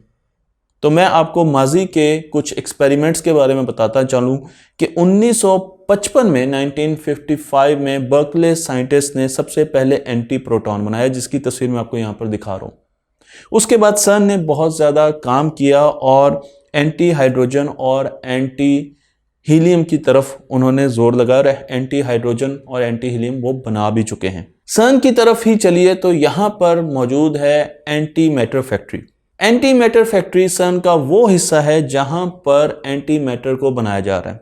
यहां पर सबसे बड़ा मसला जो हमें आता है वो ये है कि जब भी हम 2 एंटी सब एटॉमिक पार्टिकल्स बनाते हैं तो वो आपस में कोलाइड कर जाते हैं, या पार्टिकल्स बनाते हैं, एंटी प्रोटॉन्स अगर बना लें हम तो वो प्रोटॉन के साथ फौरन कोलाइड कर जाते हैं। इसी तरीके से अगर हम हाइड्रोजन के एंटी हाइड्रोजन आइटम बना लें तो वो 172 मिली सेकेंड में आपस में कोलाइड करके एनाइलेट कर देते हैं और हमें इतना टाइम ही नहीं मिलता कि हम उनको स्टडी कर सकें। इसलिए हमें स्पेशल किस्म के ट्रैप्स बनाने पड़ेंगे, इलेक्ट्रोमैग्नेटिक वेल बनाने पड़ेंगे ताकि हम उनको ट्रैप कर सकें और वो एक दूसरे के करीब ना जा सकें। तो अगर आपने एक एंटी एटम बनाना है और सबसे सिंपल एंटी एटम बनाना है, हाइड्रोजन का एंटी एटम बनाना है, तो आपको एक एंटी इलेक्ट्रॉन चाहिए और एक एंटी प्रोटॉन चाहिए। एंटी इलेक्ट्रॉन बनाना, हासिल करना बहुत आसान काम है। मुख्तलिफ ऐसे न्यूक्लियर रिएक्शंस हो रहे होते हैं जिनका बाई प्रोडक्ट हमें पॉजिट्रॉन या एंटी इलेक्ट्रॉन मिल जाता है। लेकिन एंटी प्रोटॉन बनाना बहुत मुश्किल काम है और यह काम किया जा रहा है सर्न में। सर्न में बहुत से प्रोटॉन्स को कोलाइड किया जा रहा है मुख्तलिफ मेटल्स के साथ और आपस में, और इन कोलिजन की जो बाई प्रोडक्ट्स हैं उनमें हमें एंटी प्रोटॉन्स भी नजर आते हैं। लेकिन ये एंटी प्रोटॉन्स मैंने आपको बताया कि बहुत जल्दी प्रोटॉन्स के साथ एनिहिलेट करते हैं और ख़त्म हो जाते हैं। इसलिए हम इलेक्ट्रोमैग्नेटिक वेल बना रहे हैं, जो कि मैं आपको तस्वीर में भी दिखा रहा हूं, और उनके ज़रिए हम इनको ट्रैप करने की कोशिश करते हैं ताकि ये दूसरी तरफ जाकर एनाइलेट ना कर सकें। आज की रिसर्च में अब हम लेजर्स का इस्तेमाल कर रहे हैं, उनकी इंपल्सेस का इस्तेमाल कर रहे हैं ताकि एंटी मैटर के पार्टिकल्स जब बहुत ज़्यादा वाइब्रेट कर रहे हैं तो हम उनकी वाइब्रेशन को स्लो करें, और अगर वो आहिस्ता आहिस्ता वाइब्रेट करेंगे तो वो आहिस्ता एनाइलेट करेंगे। हमें कुछ टाइम मिल जाएगा जिसके ज़रिए हम उनको स्टडी कर सकते हैं। 2011 में सन ने एंटी हाइड्रोजन एटम बनाया जो कि 1000 सेकंड तक जिसकी लाइफ थी। उसके बाद हमने 2014 में सन में ही 80 एंटी हाइड्रोजन एटम बनाए और 2022 में हम ऐसे पोर्टेबल ट्रैप्स डेवलप करेंगे जिसके जरिए एंटी मैटर को महफूज भी रखा जाएगा, वापस में नाइलेट भी नहीं करेगा और उसे एक फैसिलिटी से दूसरी साइंटिफिक फैसिलिटी तक लेकर जाया जाएगा ताकि उस पर ज़्यादा से ज़्यादा रिसर्च की जाए। एंटी मैटर पर रिसर्च करने की दो वजूहात हैं। एक वजह तो यह है कि हम देखना चाहते हैं कि एंटी मैटर गया कहाँ, क्या हमारी साथ ऐसी यूनिवर्स एग्जिस्ट करती है जो कि हमें नज़र आ रही है एंटी मैटर से बनी हुई है, उसको हम कैसे देख सकते हैं, क्या उस यूनिवर्स में हम दाखिल हो सकते हैं। और दूसरी चीज़ यह है कि हमारी कायनात में, हमारी ज़मीन पर एंटी मैटर बहुत ज़्यादा महंगा है। अगर आप मिलियनर होना चाहते हैं तो एंटी यूनिवर्स से, जिसका जिक्र मैंने पहले किया, कुछ एंटी मैटर हासिल कर लें, क्योंकि नासा की एक स्टडी जो कि 2006 में की गई वो हमें बताती है कि 1 ग्राम एंटी हाइड्रोजन बनाना 62 ट्रिलियन रुपए यूएसडी, डॉलर्स की बात कर रहा हूं, 62 ट्रिलियन यूएसडी का काम उसकी वर्थ है। तो अगर आप कहीं से 1 किलोग्राम एंटी मैटर ले लें तो आप ट्रिलियनर बन सकते हैं, लेकिन आपकी जान को भी खतरा हो सकता है। आज की एक थ्योरी यह भी कहती है कि हो सकता है हम खुद एंटी मैटर से बने हों और जिस यूनिवर्स का हम जिक्र कर रहे हैं वो मैटर से बनी हो। हमारी कायनात में टाइम रिवर्स में फ्लो कर रहा हो जिसका हमें इदराक नहीं है और उस कायनात में टाइम फॉरवर्ड फ्लो कर रहा हो। कोई भी ऐसा तरीका नहीं है जिसके जरिए हम ये अंदाजा लगा सकें कि क्या हम मैटर से बने हुए हैं और वो एंटी मैटर से बने हुए हैं जो लाइफ वहां पर है, या वो लाइफ एंटी मैटर से बनी है और हम मैटर से बने हुए हैं। इसका एक ही तरीका है और वो तरीका ये कि हम उस यूनिवर्स में जाएं या वो हमारे यूनिवर्स में आए। तो अगर आपने उस यूनिवर्स में कदम रखा तो क्या बता सकते हैं कि आपका क्या हशर होगा? मैग्नेट दिखाया है, एक मैग्नेट के इर्द गिर्द उसकी फील्ड होती है। अगर यहाँ पर हम एक मैग्नेटिक कंपास रखें तो उसकी जो नीडल है वो डिफ्लेक्ट करेगी। उससे हमें अंदाज़ा होगा कि उस मैग्नेटिक नीडल पर एक फोर्स एक्सर्ट हो रही है जो कि ये मैग्नेट कर रहे हैं, तो वो उसकी मैग्नेटिक फील्ड में मौजूद होगी। इसी तरीके से एक चार्ज पार्टिकल जो है वो इलेक्ट्रिक फील्ड क्रिएट करता है, उसके गिर्द इलेक्ट्रिक फील्ड होती है। अगर यहाँ पर हम एक छोटा पार्टिकल रख दें, चार्ज पार्टिकल रख दें, तो वो या तो इसकी तरफ आएगा या इससे दूर जाएगा, तो वो फोर्स जो है वो एक्सपीरियंस करेगा। वो फोर्स ऑफ अट्रैक्शन भी हो सकती है, फोर्स ऑफ रिपल्शन भी हो सकती है। तो फील्ड में आप फोर्स जो है वो एक्सपीरियंस करते हैं। फील्ड आपको ज़रूरी नहीं है कि नज़र आए। हम आज जिस फील्ड की बात करेंगे उसको हिग्स फील्ड कहा जाता है। यहाँ पर मैंने आपको हिग्स फील्ड दिखाई है और बीच में जो पार्टिकल है जिसकी वजह से ये फील्ड बनती है उसे हम हिग्स बोसॉन पार्टिकल कहते हैं। ये चीज़ सबसे पहले हमें बताई प्रोफेसर पीटर हिग्स ने और उन्होंने हमें बताया कि दुनिया में, यूनिवर्स में जितने भी मटेरियल्स हैं वो मुख्तलिफ मैस रखते हैं। कुछ का मैस ज़्यादा होता है और कुछ का मैस कम होता है, पर ये मैस आता कहाँ से? पीटर हिग्स का ख्याल ये था कि एक यूनिफाइड फील्ड एग्जिस्ट करती है जो कि एंटायर यूनिवर्स में है, हमें नज़र नहीं आती, और जो चीज़ें उनके साथ ज़्यादा इंटरेक्ट करती हैं, उस फील्ड के साथ ज़्यादा इंटरेक्ट करती हैं, उन चीज़ों का मैस ज़्यादा होता है, और जो चीज़ें उनके साथ इंटरेक्ट कम करती हैं उनका मैस कम होता है, और जो बिल्कुल इंटरेक्ट नहीं करती उनका मैस होता ही नहीं है, वो मैसलेस होती हैं। इस आइडिया को अब हम ज़्यादा डिटेल में पढ़ते हैं। मैं हिग्स फील्ड की एग्जांपल पानी से दूंगा। यहाँ पर आप देखें, यहाँ पर पानी है, ये हिग्स फील्ड है, और एक पार्टिकल जो है जिसे हम गाड़ी कह सकते हैं ये उसमें से गुजर रहा है और ये बहुत ज़्यादा इंटरेक्ट कर रहा है। देखें, ये पानी को बहुत ज़्यादा उछाल रहा है, पानी को बहुत ज़्यादा डिस्टर्ब कर रहा है, इंटरेक्ट कर रहा है। हिग्स ये कहते हैं, प्रोफेसर हिग्स ये कहते हैं कि इस जीव का मैस जो है वो ज़्यादा होगा क्योंकि ये इस फील्ड को बहुत ज़्यादा अल्टर कर रहे हैं, इससे बहुत ज़्यादा इंटरेक्ट कर रहे हैं। जबकि आप इसी तरीके की एक और गाड़ी देखिए, ये गाड़ी भी पानी में से गुजर रही है, पर इस गाड़ी के गुजरने से पानी में बहुत ज़्यादा डिस्टर्बेंस नहीं आ रही, ये पानी से बहुत ज़्यादा इंटरेक्ट नहीं कर रही, तो इस गाड़ी का जो मैस होगा वो कम होगा। ये थी बेसिक थ्योरी हिग्स फील्ड की। इसकी एग्जांपल हम यहाँ पर इस तरीके से भी ले सकते हैं कि जो चीज़ें, जिस तरह ये पानी है, ये एक सी है, अगर आप इस समंदर को देखें तो ये जो इसका पानी है इसको हम हिग्स फील्ड कहते हैं, और इसके अंदर ये मुख्तलिफ मैटर के पार्टिकल्स हैं। अब जो पार्टिकल ज़्यादा इस पानी की लहरों को, पानी को डिस्टर्ब करेगा, उसका मैस उतना ही ज़्यादा है। अगर ये छोटी मछली है और ये कम इस पानी को डिस्टर्ब करेगी तो इसका मैस कम होगा, और अगर ये बड़ी मछली ज़्यादा डिस्टर्ब करेगी तो इसका मैस ज़्यादा होगा। पर इसका ये मतलब नहीं है कि जिस चीज़ का साइज़ बड़ा है वो हमेशा ज़्यादा मैस की होगी। मसलन हम क्वार्क्स और इलेक्ट्रॉन की बात करते हैं। हमें पता है कि इलेक्ट्रॉन जो है उसका मैस बहुत कम है, और क्वार्क्स जो है उनका मैस बहुत ज़्यादा होता है, यानी इलेक्ट्रॉन से 350,000 टाइम्स ज़्यादा मैस होता है। हमारे ख्याल में बहुत अरसे तक लोग ये समझते थे, साइंटिस्ट ये समझते थे कि क्वार्क्स का जो साइज़ है वो बहुत बड़ा होगा, पर आज हम ये जानते हैं कि नहीं, ये तो क्वार्क जो है उसका साइज़ इलेक्ट्रॉन के बराबर है। फिर इन दोनों का मैस बराबर क्यों नहीं है? और उसकी वजह हिग्स फील्ड है। अगर आप क्वार्क को देखें तो वो जब हिग्स फील्ड से गुजरता है तो वो उसको बहुत ज़्यादा डिस्टर्ब करता है, और इलेक्ट्रॉन जो है वो हिग्स फील्ड को बिल्कुल डिस्टर्ब नहीं करता है। इसलिए क्वार्क जो है उसका मैस बहुत ज़्यादा है, और इलेक्ट्रॉन जो है उसका मैस जो है वो बहुत कम है।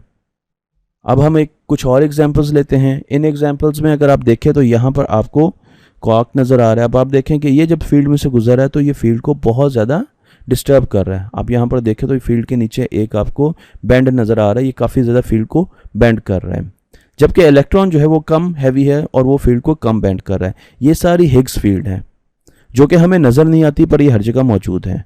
और आप एक मैसलेस पार्टिकल को देखें जिसे हम फोटोन कहते हैं, एक्चुअली इसका कोई मैस नहीं होता, तो ये हिग्स फील्ड को बिल्कुल डिस्टर्ब नहीं करता। तो यहाँ से हमारे पास चीज़ों में मैस की जो इंटरप्रिटेशन है, जो कॉन्सेप्ट है, वो आता है हिग्स फील्ड से। इस पानी की एग्जांपल ले लीजिए। आप इस पानी को हिग्स फील्ड समझिए। पानी एक कॉन्टिन्यूस मीडियम होता है, इसमें होल्स नहीं होते, पर अगर आप इसको देखें तो ये मॉलिक्यूल से मिलकर बनता है, पानी के मॉलिक्यूल से, जिसमें हमें जो यूनिट नज़र आता है वो H2O का नज़र आता है। तो ये छोटे छोटे मॉलिक्यूल जब बहुत ज़्यादा मिलते हैं तो वो एक कॉन्टिन्यूस जो स्ट्रक्चर बनाते हैं जिसे हम पानी कहते हैं। इसी तरीके से हिग्स फील्ड जो है वो भी पानी की तरह एक कॉन्टिन्यूस स्ट्रक्चर है, एक फील्ड है, और उसको बनाने के लिए भी पार्टिकल्स अपना किरदार अदा करते हैं, जिन्हें हम हिग्स बोसॉन पार्टिकल कहते हैं। ये छोटे पार्टिकल्स होते हैं, और ये जो पार्टिकल होते हैं ये इस फील्ड बनाने में बेसिक किरदार अदा करते हैं। तो हिग्स बोसॉन जो है ये पार्टिकल होता है, और इसके गिर्द हिग्स फील्ड जो है वो आपको नज़र आती है। और इनमें जब भी कोई मटेरियल ट्रेवल करता है, मैटर जो है वो इसमें ट्रेवल करता है, तो उसका मैस जो है वो इस चीज़ पर डिपेंडेंट होता है कि वो इस फील्ड को कितना डिस्टर्ब कर रहा है। अगर वो इस फील्ड को डिस्टर्ब नहीं कर रहा तो उसका मैस कम है, और अगर वो डिस्टर्ब कर रहा है तो इसका मैस बहुत ज़्यादा है। और मज़े की बात यह है कि साइंटिस्ट ने जब हिग्स बोसॉन पार्टिकल के बारे में हमें थ्योरी दी तो हिग्स बोसॉन का अपना मैस जो है वो कैलकुलेट करने में नाकाम रहे। वो हिग्स बोसॉन के पार्टिकल के मैस को डिटरमिन नहीं कर सके, पर मैथमेटिक्स ने हमें ये बताया कि actually Higgs boson particle exist करता है और हिग्स फील्ड जो है वो एग्जिस्ट करती है। अब इस चीज़ की सिग्निफिकेंस क्या है? हिग्स बोसॉन पार्टिकल जो हैं ये बहुत थोड़े अरसे के लिए ज़िंदा रहते हैं, यानी इनका लाइफ स्पैन जो है वो बहुत कम होता है, और बहुत जल्दी ये क्वार्क्स में और फोटॉन्स में डिके कर जाते हैं। तो ये इनकी लाइफ बहुत कम होती है। जब बिग बैंग हुआ, हमारी यूनिवर्स जो है उसका स्टार्ट हुआ, तो मैटर कैसे बना, इसके लिए साइंटिस्ट जो है वो बहुत ज़्यादा सोचते रहे। अब साइंटिस्ट का ये ख्याल है कि वहाँ पर दो बेसिक चीज़ें हुई, और वो ये कि जैसे ही बिग बैंग हुआ हिग्स बोसॉन पार्टिकल्स जो हैं वो मार्ज़ वजूद में आ गए, वो प्रोड्यूस हुए, और उनके साथ साथ हिग्स फील्ड भी आई। अब हिग्स फील्ड जो है उसने एक और काम किया, और हिग्स बोसॉन पार्टिकल जो है वो कुछ देर बाद डिके कर गए। जैसे ही वो डिके किए तो वो उन्होंने क्वार्क्स बनाए, उन्होंने फोटॉन्स बनाए, और क्वार्क से हमें पता है कि जब क्वार्क्स बहुत ज़्यादा इकट्ठे हो गए तो वो प्रोटॉन्स और न्यूट्रॉन की शक्ल में आ गए, और न्यूट्रॉन से आगे, प्रोटॉन से आगे हमें न्यूक्लियस और फिर एटम मिलना शुरू हो गए। तो ये सब शुरुआत कैसे हुई? हिग्स फील्ड से हुई। अब आप कहेंगे इसमें हिग्स बोसॉन जो है उसने तो हिस्सा लिया, पर हिग्स फील्ड का क्या रोल था? हिग्स फील्ड जो है उसने क्वार्क्स जो है उनको इकट्ठा किया, मैटर को इकट्ठा किया। मैटर बड़ा स्लोली मूव कर रहा था, जैसे पानी में फिश मूव करती है, इसी तरीके से हिग्स फील्ड में मैटर जो है वो स्लोली मूव कर रहा था। और हिग्स फील्ड अगर ना होती तो शायद न्यूट्रॉन्स और प्रोटॉन्स ना बन सकते क्वार्क से मिलके। तो एक तो हिग्स बोसॉन जो है वो डिके हुआ और उसने पहले क्वार्क को जन्म दिया, और उसके साथ साथ उससे जो फील्ड जनरेट हो रही थी उस फील्ड ने इन क्वार्क्स को इकट्ठा किया, और फिर हमारे पास बेसिक बिल्डिंग ब्लॉक्स आए जिन्होंने न्यूट्रॉन प्रोटॉन्स बनाए, एटम्स बनाए, और फिर हमें स्टार्स मिले और गैलेक्सीज मिली। तो ये सब कुछ पहले सेकंड में हुआ। बिग बैंग के पहले सेकंड में हिग्स फील्ड जो है वो मार्ज़े वजूद में आ चुकी थी और आज तक एग्जिस्ट करती है। और इसी तरीके से जो हिग्स बोसॉन पार्टिकल है वो भी मार्ज़े वजूद में आ गए थे, जो कि बहुत जल्दी क्वार्क्स में डिके हुए, और फिर हमारा सफ़र जो है यूनिवर्स का वो शुरू हुआ। तो ये इसकी बहुत बड़ी सिग्निफिकेंस है। इस चीज़ को कुछ साइंटिस्ट ने स्टैंडर्ड मॉडल के साथ भी एक्सप्लेन किया है। स्टैंडर्ड मॉडल एक बेसिक मॉडल है जो कि देखने में तो बहुत छोटा है, पर इससे आज तक जितने भी हमने एक्सपेरिमेंट किए हैं या जितना भी फिनोमिना हुआ है, चाहे वो केमिस्ट्री में है, फिजिक्स में, वो एक्सप्लेन होता है। यहाँ पर हम दो किस्म के पार्टिकल्स को करेक्टराइज करते हैं। एक पार्टिकल वो होते हैं जिनको हम फर्मियॉन्स कहते हैं, ये मैटर के पार्टिकल्स होते हैं, इनसे मैटर की चीज़ें बनती हैं, मसलन क्वार्क्स हैं जिनसे न्यूट्रॉन और प्रोटॉन्स बनते हैं। इसी तरीके से हमारे पास लेप्टॉन्स हैं जिनसे इलेक्ट्रॉन्स बनते हैं। तो ये मुख्तलिफ़ किस्म के ऐसे पार्टिकल हैं जो कि मैटर को बनाते हैं, जो कि एटम को बनाते हैं, और फिर उससे आगे हम स्टार्स देखते हैं और दूसरी चीज़ें देखते हैं। इसी तरीके से जो दूसरी चीज़ है उसको हम फोर्स कैरियर कहते हैं। ये हमारे पास फोर्स कैरियर्स हैं। ये ऐसे पार्टिकल्स हैं जो कि फोर्सेस को जनरेट करते हैं, मसलन इलेक्ट्रोमैग्नेटिक फोर्स को जनरेट फोटॉन्स करते हैं। इसी तरीके से हमारे पास जी और डब्ल्यू बोसॉन्स हैं और ग्लूकॉन्स हैं। ग्लूकॉन्स जो हैं ये दोनों जो हैं वीक एंड जो स्ट्रॉन्ग न्यूक्लियर फोर्सेस हैं उनको जनरेट करते हैं। एक और फोर्स भी हमारे पास होती है जिसे हम ग्रेविटी कहते हैं, पर अभी तक हम उसको एक्सप्लेन नहीं कर पाए कि वो किस पार्टिकल से जनरेट होती है। पर आपको अब ये समझ आ जानी चाहिए कि यहाँ पर जो लेफ़्ट साइड पर हैं ये वो पार्टिकल्स हैं जो कि मैटर को बनाते हैं, और यहाँ पर वो पार्टिकल्स हैं राइट साइड पे जो कि फोर्सेस जो हैं उनको जनरेट करते हैं। और आप यहाँ पर देख रहे हैं तो अब हिग्स बोसॉन जो है वो भी आ रहा है और इस पर फर्दर रिसर्च हो रही है। जिन साइंटिस्ट ने स्टैंडर्ड मॉडल दिया था उनको नोबेल प्राइज़ भी दिया गया। अब सबसे पहले क्वेश्चन ये होता है कि इस चीज़ को परखा कैसे जाए, इसको एक्सपेरिमेंट कैसे किया जा सके कि वाकई हिग्स बोसॉन पार्टिकल एग्जिस्ट करता है और हिग्स फील्ड जो है वो बनती है। और इसके लिए साइंटिस्ट जो हैं उन्होंने एक बहुत बड़ी मशीन बनाई जिसे हम लार्ज हाइड्रॉन कोलाइडर LHC कहते हैं। ये स्विट्ज़रलैंड और फ्रांस के बॉर्डर पे है। आप यहाँ पर देखते हैं यहाँ पर बहुत ज़्यादा एक्सपेरिमेंट होते हैं और इसे CERN कंडक्ट करती है। यहाँ पर देखें ये एक पार्टिकल एक्सेलरेटर है जहाँ पर पार्टिकल्स जो हैं उनको एक्सेलरेट किया जाता है और फिर वो कोलाइड करते हैं आपस में और हमें रिजल्ट मिलते हैं। इसमें आपको दो चीज़ें जो हैं, दो जगह याद रखने की ज़रूरत है। एक है एटलस और दूसरा है CMS। ये दो ऐसी जगह हैं जहाँ पर बहुत ज़्यादा सेंसर्स लगे होते हैं और यहाँ पर बहुत ज़्यादा डाटा कलेक्ट किया जाता है, CMS और एटलस। और जो प्रोटॉन्स हैं या मुख्तलिफ पार्टिकल्स उनको इसमें एक्सेलरेट किया जाता है और फिर उनकी कोलिजन्स होती हैं, और वो कोलिजन्स जो हैं जब वो टकराते हैं उनसे जो डाटा आता है वो एटलस और CMS में हम उनको बहुत डीपली मॉनिटर कर रहे होते हैं। और इस हेड्रॉन कोलाइडर जो है इसमें सिर्फ एक एक्सेलरेटर ही नहीं है, बड़ी लूप नहीं है, बल्कि इसमें छोटी कई लूप्स हैं। छोटी लूप्स से होता हुआ जब प्रोटॉन्स या जो भी पार्टिकल्स आते हैं तो उनकी एक्सेलरेशन जो है वो बहुत ज़्यादा जा चुकी होती है, वो स्पीड ऑफ लाइट के करीब करीब एक्सेलरेट कर रहे होते हैं। इस पूरे प्रोजेक्ट को $10 बिलियन से बनाया गया और इस पर 10 साल लगे। इसको तकरीबन 1998 में शुरू किया गया और इसमें हमें करते क्या थे, हम इसमें यूनिवर्स में देखते थे कि हमारे माजी में हमारे क्या क्या चीज़ें हुई हैं। यानी ये एक किस्म की हमारी आँख है जो हमें यूनिवर्स में पीछे लेके जाती है। हम पास्ट में देख सकते हैं इस हाइड्रॉन कोलाइडर से और इससे एक्सपेरिमेंट करके। अब इसमें हमने करना क्या है, हमने इसमें देखना है कि क्या वाकई एक ऐसा पार्टिकल एग्जिस्ट करता है जिसे हिग्स बोसॉन हम कहते हैं, जो हमारे मैथमेटिकल मॉडल्स में सामने आया है, क्या वो वाकई एग्जिस्ट करता है। और उसके लिए हम क्या करेंगे, हम प्रोटॉन्स को आपस में कोलाइड कराएंगे। प्रोटॉन्स को जब हम टकराएंगे तो तो उससे जो डेब्रिस मिलेगा, उससे जो गार्बेज आएगी, उसमें हम देखेंगे कि क्या वो पार्टिकल जो है वो हमें कहीं नज़र आता है। अब उसके लिए हमने हाइड्रोजन का एक सिलेंडर लिया। ये देखिए, ये हाइड्रोजन का सिलेंडर है, इससे हमें हाइड्रोजन मिलती है। बस इतना हाइड्रोजन का सिलेंडर है और इससे जितने भी इसके अंदर एटम्स हैं उनको हम कोलाइड कराएंगे। पर उससे पहले हम क्या करेंगे, हम उसको हाइड्रोजन आयन में कंप्लीट करेंगे, क्योंकि हमें प्रोटॉन चाहिए, हमें इलेक्ट्रॉन नहीं चाहिए। तो यहाँ पर आप देखिए कि इलेक्ट्रॉन्स के जैसे ही आप हाइड्रोजन से ख़त्म करेंगे तो वो H+ एक हाइड्रोजन आयन बन जाएगा, तो वो सिंपल एक प्रोटॉन होगा और हम ट्रिलियंस ऑफ प्रोटॉन जो है वो इसमें भेजेंगे, इसमें इंजेक्ट करेंगे। और जब वो इसमें एक्सेलरेट करेंगे तो उसके बाद पहले वो क्या करेंगे, पहले वो छोटे एक्सेलरेटर्स में एक्सेलरेट करेंगे और जब वो छोटे एक्सेलरेटर में एक्सेलरेट करने के बाद फिर हम उसको बड़े एक्सेलरेटर में लेके आएंगे और वो स्पीड ऑफ लाइट से कुछ कम स्पीड पर ट्रैवल कर रहे होंगे। हमें ये डर होता है कि प्रोटॉन्स जो है वो स्ट्रेट पाथ में रहे और उस चीज़ को इंश्योर करने के लिए इस LHC में बहुत बड़े बड़े मैग्नेट्स लगाए गए हैं। इसमें 1000 से ऊपर बहुत बड़े सुपर मैग्नेट्स लगाए गए हैं, जिनकी फील्ड की वजह से, मैग्नेटिक फील्ड की वजह से प्रोटॉन्स जो हैं वो स्ट्रेट पाथ में मूव करते हैं, वो डाइवर्ट नहीं करते, वो दाईं तरफ या बाईं तरफ डाइवर्ट नहीं करते।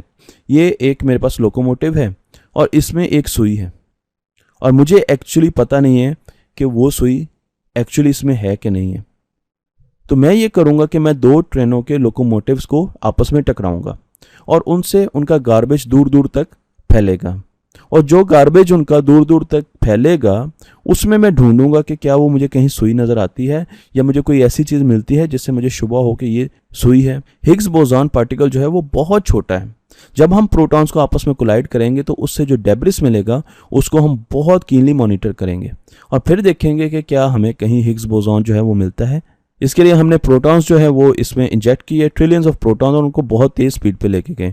बहुत कम ऐसे प्रोटॉन्स होंगे जो कि कोलाइड करेंगे, ज़्यादातर प्रोटॉन्स जो है वो सीधे निकल जाएंगे क्योंकि बहुत छोटे साइज़ के होते हैं। बहुत कम प्रोटॉन्स जो हैं वो इसमें कोलाइड करेंगे और जब इनकी कोलिजन्स होगी तो यहाँ पर 2 जगह पर पैरेलल में हम रीडिंग्स लेंगे, एटलस पे भी लेंगे और CMS में भी लेंगे और फिर हम ये देखेंगे कि इनके रिजल्ट्स क्या आते हैं। जैसे ही प्रोटॉन आपस में कोलाइड किए तो साइंटिस्ट को ये पता चला कि बहुत ज़्यादा मुख्तलिफ पार्टिकल्स जो हैं वो जनरेट हुए। अब वो पार्टिकल्स जिनको हम पहले जानते थे उन पे हमने ज़्यादा रिसर्च नहीं की, तवज्जो नहीं दी। एक चीज़ और भी सामने आई और वो ये कि जो हिग्स बोसॉन है वो तो बहुत थोड़ी देर के लिए उनकी लाइफ होती है और वो डिके कर जाते हैं। अब वो क्वार्क्स में भी डिके कर सकते हैं, वो फोटोन में भी डिके कर सकते हैं, वो मुख्तलिफ और सब पार्टिकल्स में डिके कर सकते हैं। क्वार्क्स को मेयर करना या दूसरे पार्टिकल्स को मेयर करना और उसके लिए ऐसे फाइन इंस्ट्रूमेंट्स लगाना बहुत मुश्किल था, जबकि लाइट जो है, फोटॉन्स जो है, हम इजीली उनको मेयर कर सकते हैं, उनके एंगल को मेयर कर सकते हैं, उनकी इंटेंसिटी को मेयर कर सकते हैं। तो साइंटिस्ट ने ये सोचा कि हम फोटॉन्स को मेयर करेंगे। जब क्वार्क डिके करेगा फोटॉन्स में तो हमें पता लग जाएगा, हम उन इवेंट्स को काउंट करेंगे कि कितने फोटॉन्स जो है वो ज़्यादा प्रोड्यूस हो रहे हैं और जहाँ पर हमें नज़र आएगा कि यहाँ पर बहुत ज़्यादा फोटॉन्स जो है वो प्रोड्यूस होंगे तो वहाँ पर हम उसका मैस जो है, हिग्स बोसॉन पार्टिकल का मैस जो है उसको एवेलुएट करेंगे। अब इस चीज़ के लिए साइंटिस्ट जो है उन्होंने बहुत ज़्यादा फाइन सेंसर्स लगाए और उसके बाद एक्सपेरिमेंट किया। वो एक्सपेरिमेंट के जो रिज़ल्ट आए वो हैरानकुन थे क्योंकि CMS और एटलस दोनों के रिज़ल्ट एक ही जैसे थे और उसमें 124 गीगा इलेक्ट्रॉन वोल्ट पर बहुत ज़्यादा फोटॉन्स जो हैं वो जनरेट हो रहे थे और ये रिज़ल्ट जो है ये एटलस में भी आया और यही रिज़ल्ट CMS में भी आया। तो इससे ये डिसाइड हुआ कि ये वो हिग्स बोसॉन पार्टिकल्स हैं जिनको हम डायरेक्ट मेजर नहीं कर सकते, पर वो जब डिके किया उन्होंने फोटॉन्स में तो वो फोटॉन्स जो हैं वो हमें इस मैस पर नज़र आए। ये आप देखें तो ये उसका मैस स्पेक्ट्रम है और इस वजह से फिर साइंटिस्ट ने 2012 में ये अनाउंस किया कि हिग्स बोसॉन पार्टिकल जो है वो वाकई एग्जिस्ट करता है और मैस जो है वो उसकी वजह से चीज़ें अटेन करती हैं। और इस कामयाबी पर जब ये अनाउंसमेंट की जा रही थी सन में तो उस वक्त प्रोफेसर पीटर हिग्स वहाँ पर मौजूद थे।